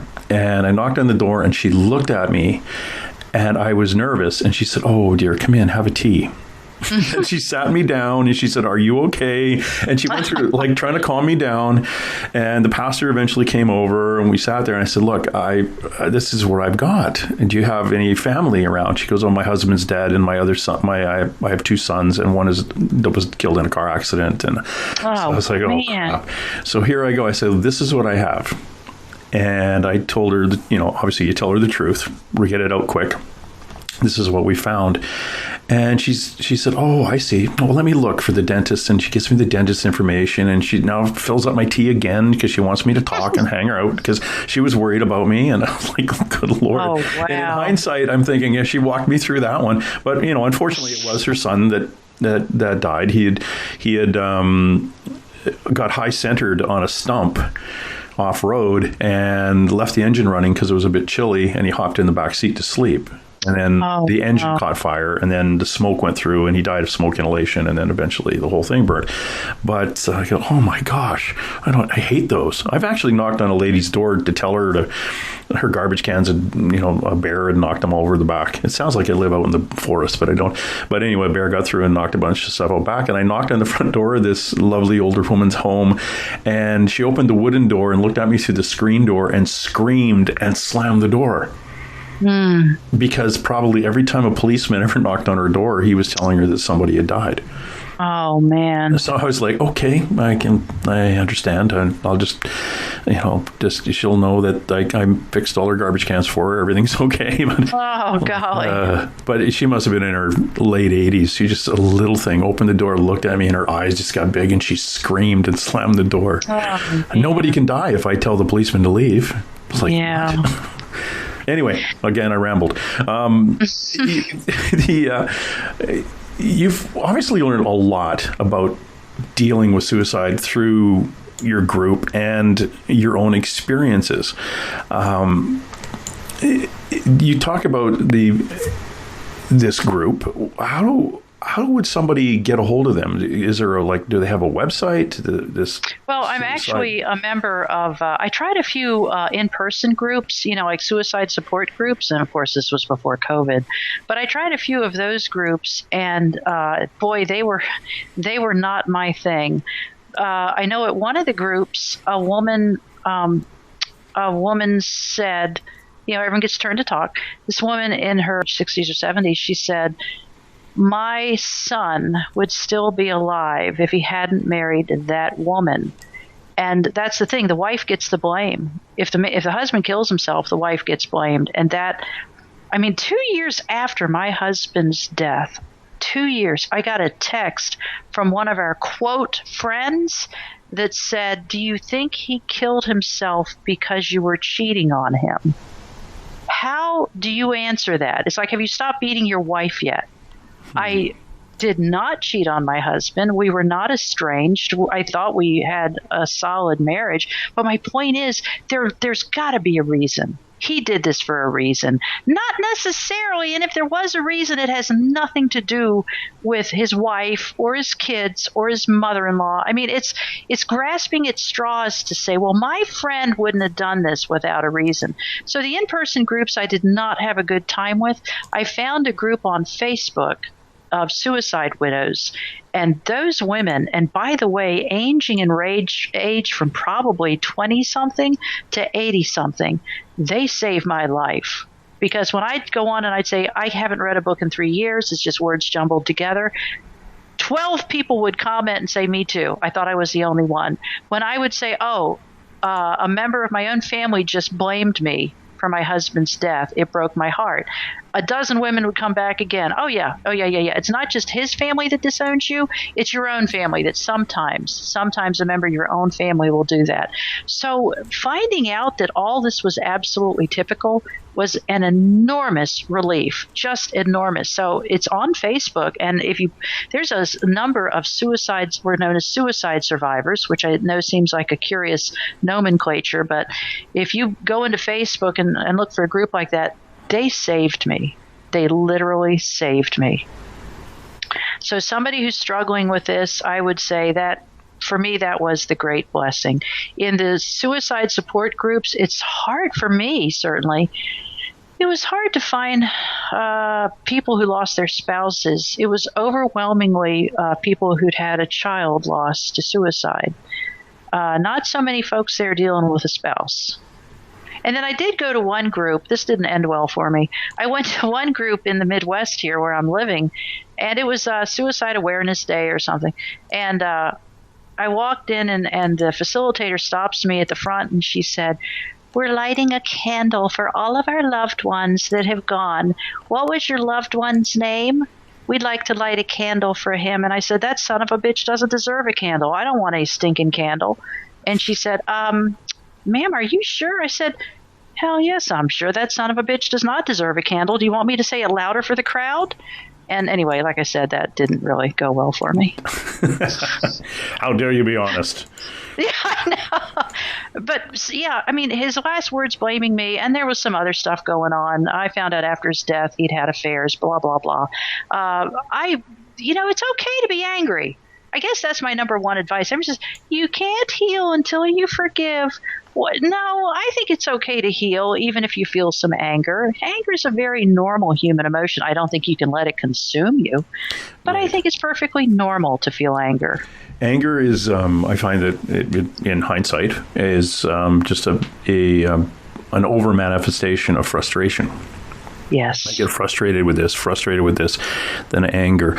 I've been really good at not being angry. I was gifted, this is kind of weird, gifted a meditation about almost 4 years ago now. I was just doing some breathing exercises, just kind of calming down and relaxing before bed. And all of a sudden, I got this thing in my head that I had to go back as far as I could in my life to where I could remember being bullied or picked on or whatever, and add 3 words to it. I forgive you. Huh. And then the trick was, do not dwell on the incident or the power of the words. It was, and I describe it as sticking, like working at the Chiquita banana factory, putting the stickers on the bunches as I go by. That's how quick. So I went back as far as I could. And I did this for 6 or 7 nights before bed.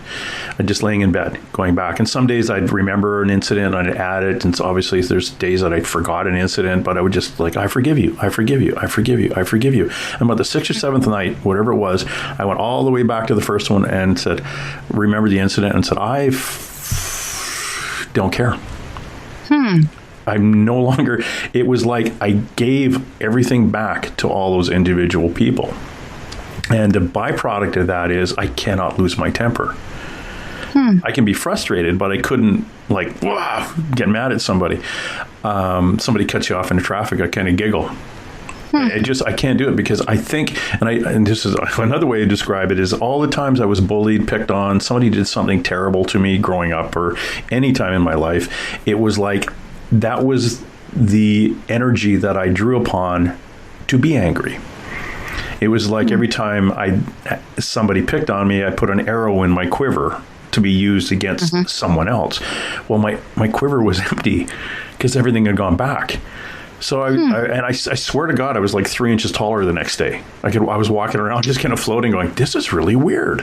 And I've told other people who've done it, and I always say I was gifted it. It just totally came to me. The entire thing just went inside of me, and I started doing it. And then I will do it every so often, again, just to update all silly things that have happened in life. But the forgiveness thing, and one of my good friends, Denise, I told her that because she carries a lot of stuff. And she says, well, I can't. I can do everything but one, because she had found her mother after her mother was murdered. And she had come across her. And she sat through the trial of the murderer and everything. And when he was convicted, he just turned and smiled at her. And she cannot get her head around that, to forgive that person. Yeah. Which,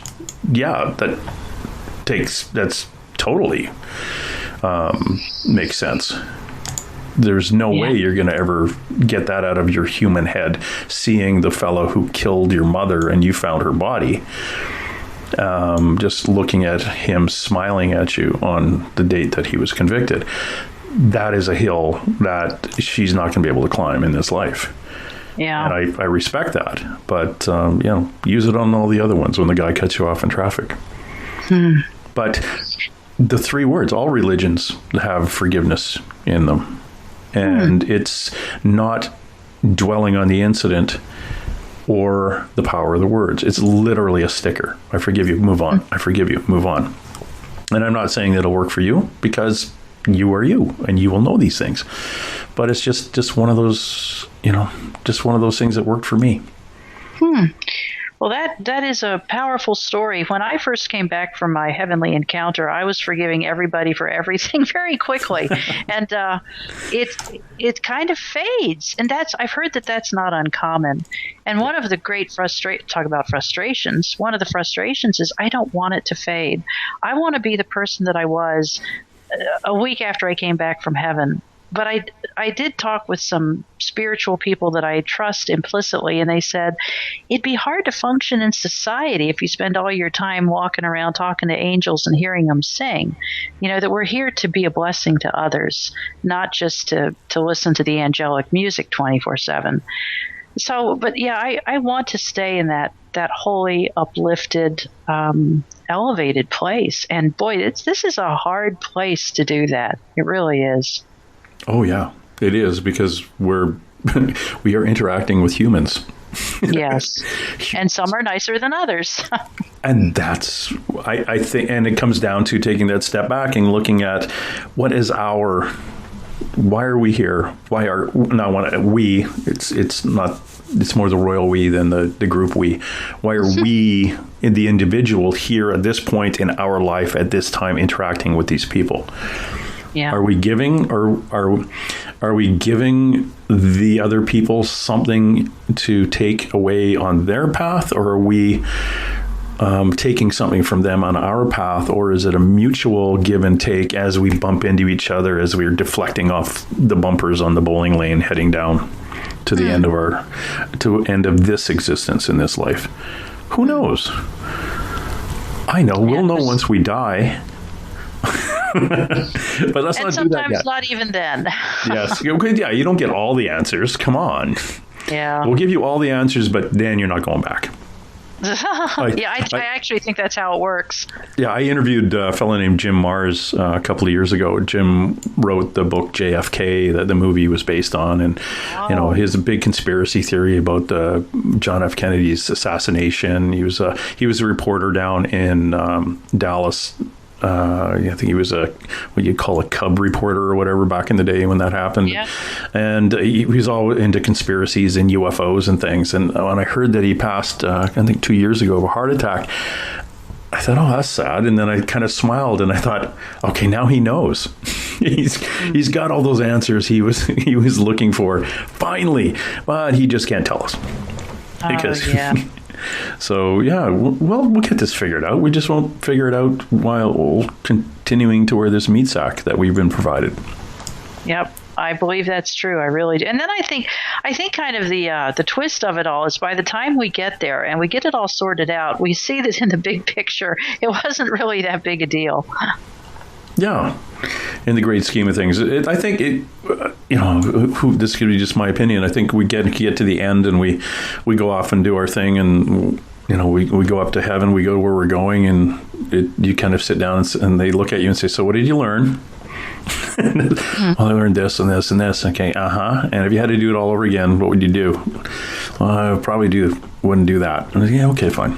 Okay, move on. Would you like to go back? Well, maybe not. Yeah. I don't know. It's like, I'd like to go back. No, Matt, could I hang out here a little bit longer? Yeah, I just got a new kid. I'd like to see her grow up. Well, yeah, okay, fine. And now you've got your own near-death experience. But yeah, it's funny. I've just talked to a lot of people with near-death experiences, and there's a difference in their experience, the things that they see, the perceptions of God and Jesus, or light and heaven and darkness and tunnels and orbs and things. But it all comes down to the feeling as opposed to the visual. The feelings are all the same, but the visuals can be different. That's very interesting. I never thought of it in that context. But yeah, we all have different experiences, but we all talk about peace, joy, and love. Mm-hmm. And just, well, the woo-woo way of saying it is like love and light. It's just pure love and light, and it's overwhelming. Yeah, fascinating. And if you guys want to chat a little bit more with Rosemary Thornton, that's who she is on. If you are on the Facebook, Rosemary Thornton, look her up. There's a picture of her and a dog. No, that's Teddy the dog.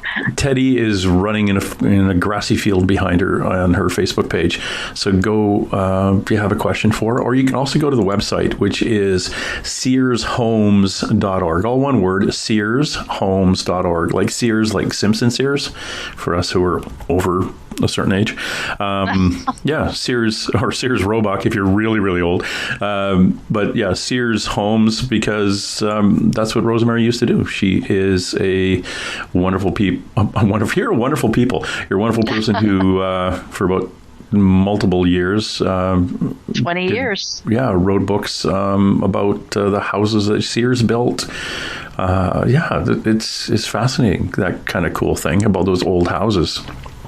Hey, as an empathic kind of person, before all this, I'm going to throw you under the bus here. Have you ever seen a ghost? Yes, I believe I have. The shadows in your room when you were little? I have had... when people pass, they come to say goodbye to me. So yeah, it's mainly family members on their way out, stop in to say bye. I mean, it happens so much that when it happens, I just make notes. Because one of the fascinating things that happened to me during this NDE, or I prefer to call it my temporary death experience, I wasn't near death. I had a memory return to me while I'm floating in the blackness. I had this memory come to me that I had been here before in this time. In this framework of memory. And the angels told me, they said, you remember the story your mom told you about you were given up for dead as an infant? It turns out you weren't almost dead. We sent you back then too. And I was like, wow, that explains so much about my life, that I was always the weirdo, the oddball, the one who could see the angels. And so that actually... it was so funny. Earlier we talked about that when you die and come back, sometimes people call it, people who've had multiple NDEs call it an upgrade on their psychic abilities. Yeah. I get that. I do get that, because that experience realizing that I had been in that place before and had come back, answered a lot of questions I had had for 59 years. So throughout my life, it has become such a thing that people come to say goodbye before they leave that I keep a ledger of, okay, somebody came at 11:13 on Wednesday. I'm pretty sure it was Aunt Sally. I heard her voice, and then I get a call an hour or a day later that, well, Aunt Sally passed. And I look at the time, and it's always right. So yes, that has been a lifelong experience for me. Mm-hmm. So you've had two death experiences. One is an infant. Yeah. And I just recently, after coming back from this, I started reading up on the near-death experiences of tiny children, and it is a life-changing thing. And feeling an oddball is a very, very common experience. Very common, yeah. I've talked to some people with near-death experiences, or like I like to call them death experience, like you do. Because you do die. It's not like you're nearly dead. You were dead. Death experiences are survivors of a death experience, we'll call it.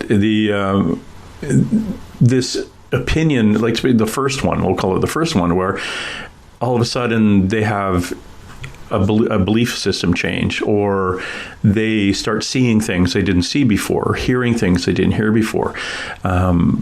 It's almost like on the other side, they said, okay, she knows we're here. We don't have to put that filter on anymore.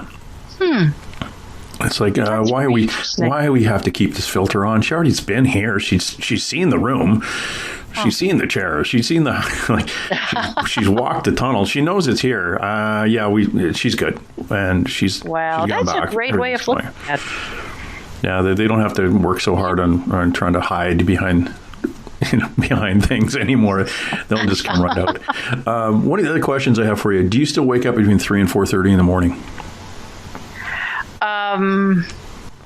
Not so much, actually, which I consider a mercy. I used to have very troubled sleep, and now my sleep is much more peaceful.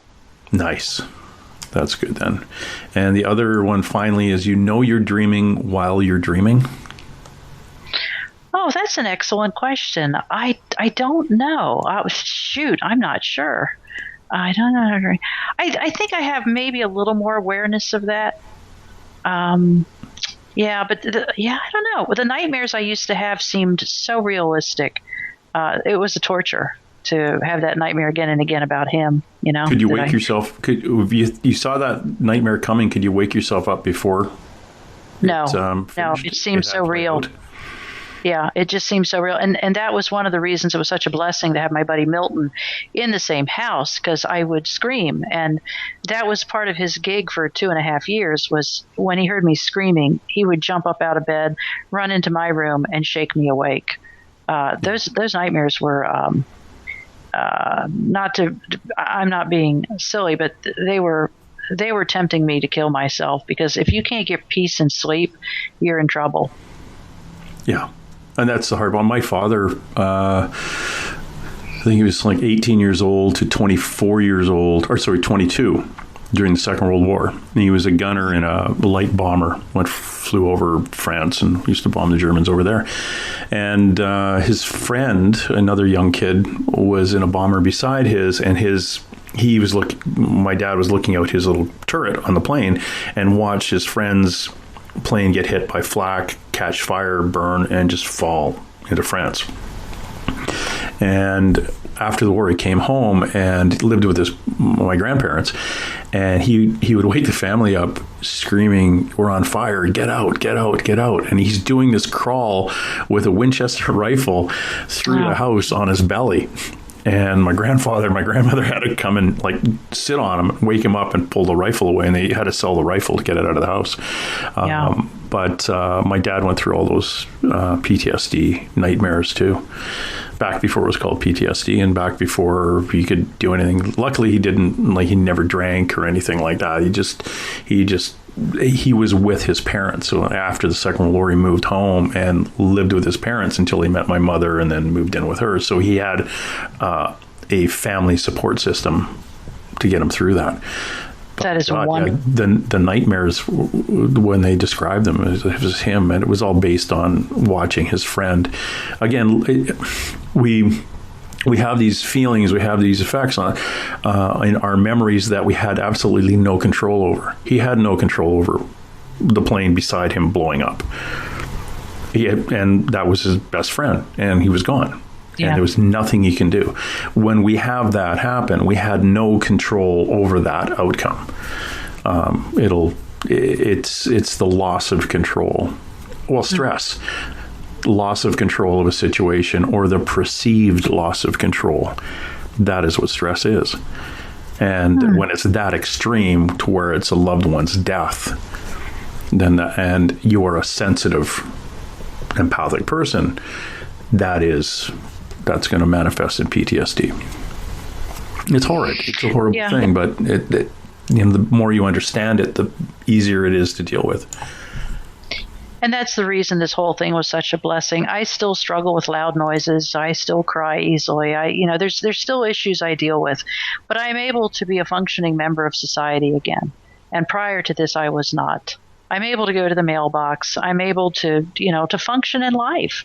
And so that's the big difference. And I tell people, and I mentioned this a moment ago, but the real healing, in fact, after I came out of the hospital and I was back home, I flipped open my Bible. It fell open to Psalm 23.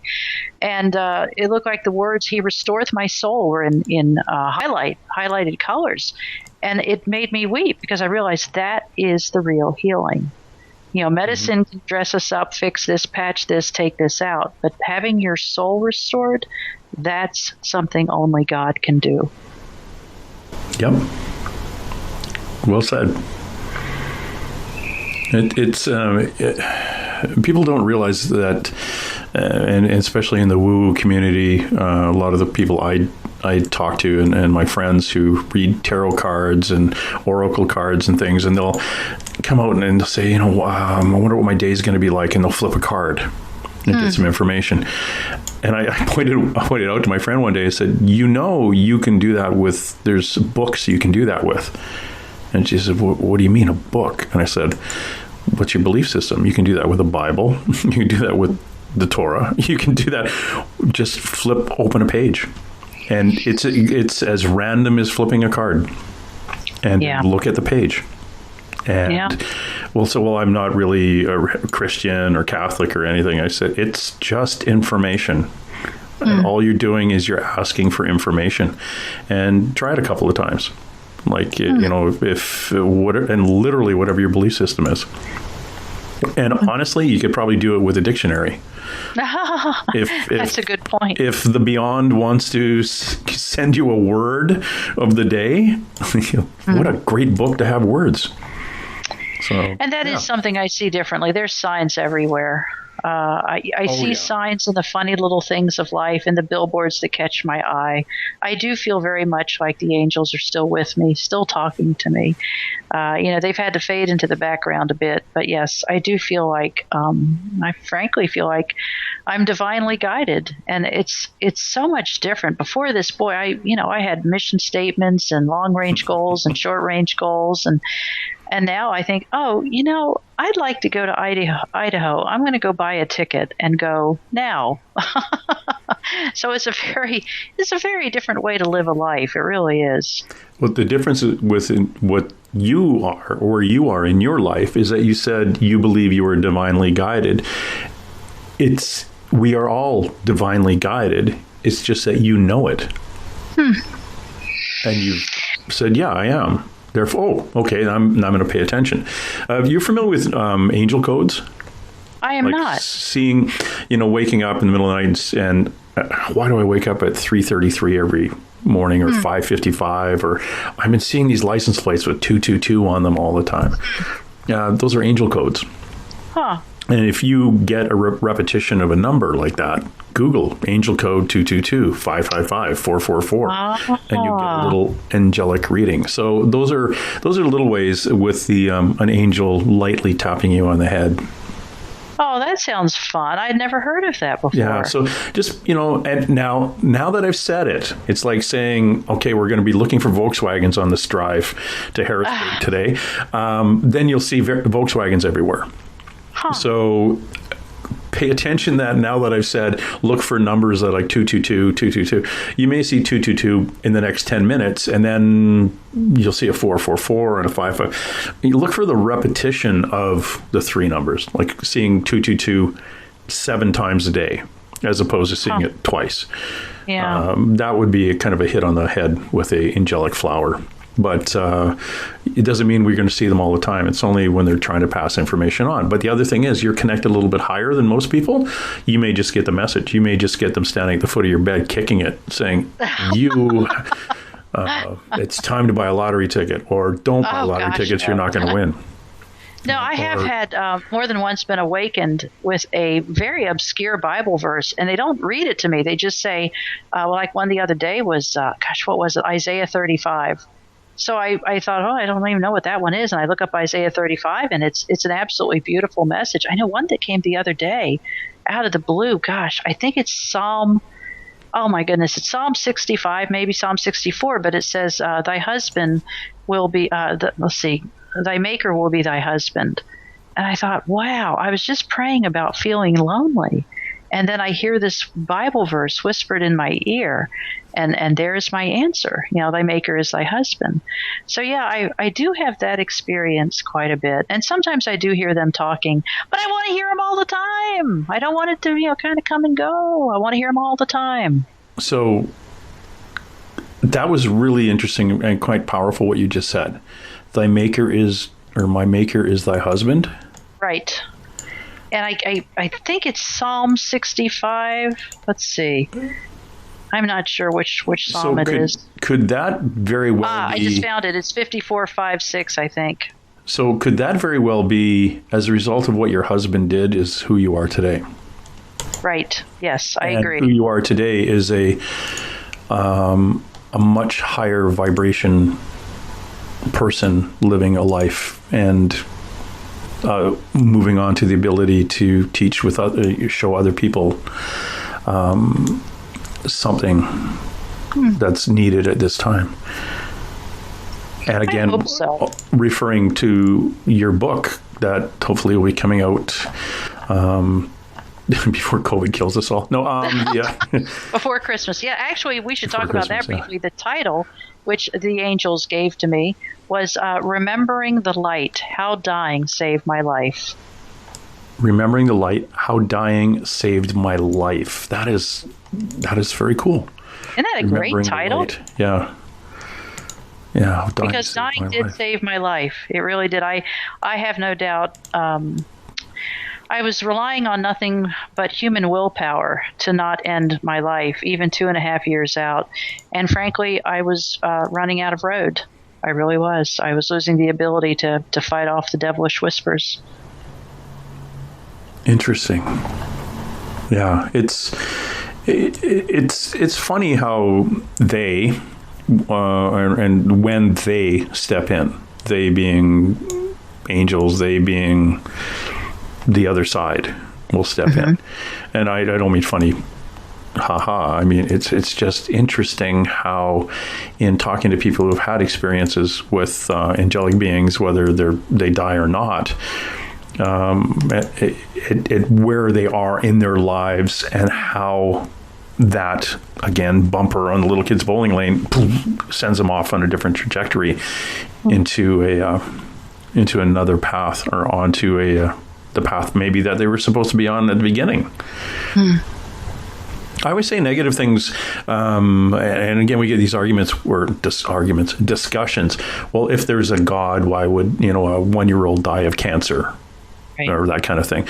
And I've really kind of, I freak a lot of people out over this, but I investigated at one point a serial killer who was the largest serial killer in Canada here. And as a result of the number of women that he had murdered horrifically, a national inquiry was launched into murdered and missing women, Aboriginal women in Canada. And what fell from that inquiry changed the way things were investigated and researched, and mental health was provided to various socioeconomic groups and support and things. So how many people would have had to die before an actual national inquiry was done? Was it like 5 people, 6 people, 7 people? No, it was this much. So my belief system kicks in saying, well, those women came into this life knowing that this is where they were going to they were going to give their lives at this time for the safety and greater good of hundreds of thousands of people to come after, because their sacrifice changed laws nationally. And I also talked about it in the COVID deaths, when people started dying of COVID, which actually resulted in the planet shutting down. And, yeah, it did. And when the planet shut down, we talk about here in where I live, we had 2 different bird species that haven't been in this area for 100 years come back because they'd always bypassed this area because of the pollution. But they were coming back now, and animals were moving back into, they're like lower down, closer to where we live. Well, look what happened in Venice. The canals cleared up where you could see down to the bottom, and dolphins were coming back, or porpoise were coming back into them. That hasn't happened in, almost a century. But within a 90-day period, the earth itself cleaned and cleansed to a point that hasn't been, like I was telling people, get outside and go for a walk. The air hasn't been this fresh for 100 years. So how many people had to die before the switch is gone? So did they come into this lifetime and say, okay, I will do this in my life, in your Akashic records or whatever those are. This is what I'm going to do. Oh, and I volunteer to check out when I'm 75 in a nursing home in Italy. And X amount of people had to cross over for that switch to get hit. And that switch getting hit reminds us that, yeah, we do have an impact as human beings on this planet. So let's try not to have to flip that switch again, guys. You've been given an example that you do have an effect. Now what you do with that information is up to you. Off you go. So I look at somebody's death as the drop in a puddle and the ripple going out, and that death affects people negatively and positively on and on and on and on and on. So a young couple with a baby that has passed is a horrible, horrible thing. But what is the purpose? Universal. It's the universe. What is God's purpose of that child coming in and then leaving so quickly? What has it done psychologically to the people involved, all the people involved, the family, the core family, the extended family, the friends? Has it changed their trajectory in their paths? I'd like to say it has, because that way it gives me a belief that God doesn't just take children or take anybody haphazardly. But that's me. That's my belief system in talking to a bunch of people like you and getting little bits and pieces of info. The where place it goes off the rails for me is having been involved in, I can't think of any better way to say this than a community of people in severe trauma, because I have met so many people in so many various stages of dealing with trauma. The old hackneyed BS, God doesn't give us more than we can handle. Not true. I have seen people shattered and broken by trauma. And in some cases, it takes 10 years to come back. In some cases, 20 years. In some cases, they never come back from it. So I do hear what you're saying. And on a spiritual level, I think there's much merit in it. I do. Because once we get over to the other side, once we die and leave this place, it really is like waking up from a dream. I cannot emphasize that enough. Boy, is that the fact. But for the people mired in it, where it feels like their whole world, it's, I don't know. I guess I'm saying we need to tread gently, because it is, some of this stuff crushes the light out of people's soul. I met a man, I just haphazardly encountered somebody, and we ended up talking for a minute. And I looked in his eyes and I said, "You've had severe trauma, and it wasn't that long ago. What's going on?" And he said, "Well, my son was murdered 6 months ago." And my point is, I can look in somebody's eyes and see it. And that's not a new gift. That's something I've had for a while. But trauma like this, like a child dying or a suicide or a car wreck, I've seen people broken from that, literally broken to bits. Yeah, and I agree. And in my experiences too, looking and dealing with families after tragedy, a lot of it car wrecks, especially when I was in Alberta, in Canada here, small towns with highways running through them. It was friggin' crazy. I think we had one fatality every 3 weeks in a town of 11,000 people. It was crazy. Anyway, I look at the person, the broken person, the person who is suffering as a result of the trauma, and I look at them as a candlelight that others are, or whether they're flocking around that candlelight or being pushed away from that light, that it's that individual who's suffering with the trauma is actually his suffering, he or she's suffering is making others around them do something. So they're so their suffering has caused, like if you didn't have 10 people suffering, you wouldn't have a group of people who support those who are suffering. Yeah. So those groups had to exist, because, and if there are 10 people in that group and one person feels better and actually leaves from the group and continues life, drops that weight off their shoulders and walks out of the group, maybe that's all it was supposed to do. Just fix that one person. So it's like we all have a piece of the puzzle, and our piece may change in shape off and on, but we're all still part of the same picture.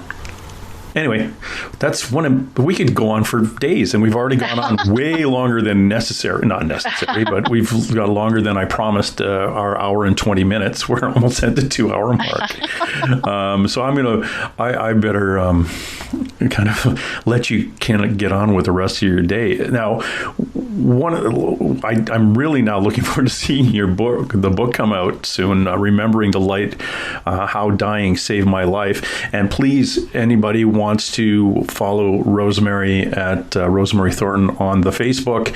She is there, and her website, which is being tweaked and should be coming out with her when the book hits. Anyway, her website's going to be completely different. But if you want to get a hold of her, you can go over to her website. And plus, if you want to look at really cool old houses that Sears used to sell in their kit homes, you can go to her website, searshomes.org. Again, that's searshomes.org, and you can get a hold of Rosemary there if you want to continue the conversation on, which would probably drive her completely insane if you did that.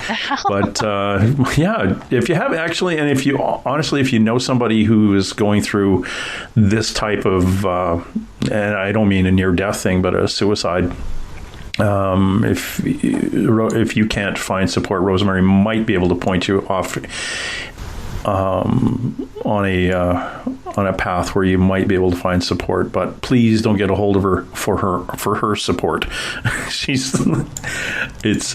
don't think that's how it works. No, that's not how it works. No, please. There's so much suicide prevention awareness in the world right now. But yes, I've already had a couple people contact me and say, give me a reason not to end my life. And that's, here's a lot of pressure to put on you right now, Rosemary. Yeah, please give me a reason why I shouldn't end my life. It's got the wrong number. I'm not ready for that. And I am not a trained mental health professional. I'm just a chick who glimpsed heaven. So there's a lot of miles between somebody who's a professional and somebody who saw heaven. So yes, my email is at my website, and I'm happy to talk with people I also get a lot of emails from somebody who lost somebody to suicide, and they want to hear what heaven is like. And that I'm happy to share. That's beautiful. Well, thanks again. And thank you very much for dropping by. And thanks for writing the book. This is going to be fascinating. And I wish you all the best success with it and getting the word out there on kind of what the heck it looks like in your glimpse of the other side. And as a result of it, where you think we all will be going. Well, thank you. And it's been delightful. I've been making notes. I've learned I've got some great quotes from you. They've truly been very insightful, and I appreciate it very much. Oh, Lord. Okay. You have a wonderful day, and we'll talk again soon when your book comes out. Thank you so much. Watching you while you sleep all alone. All right, that's it. Let's roll. And hey. Let's be careful out there.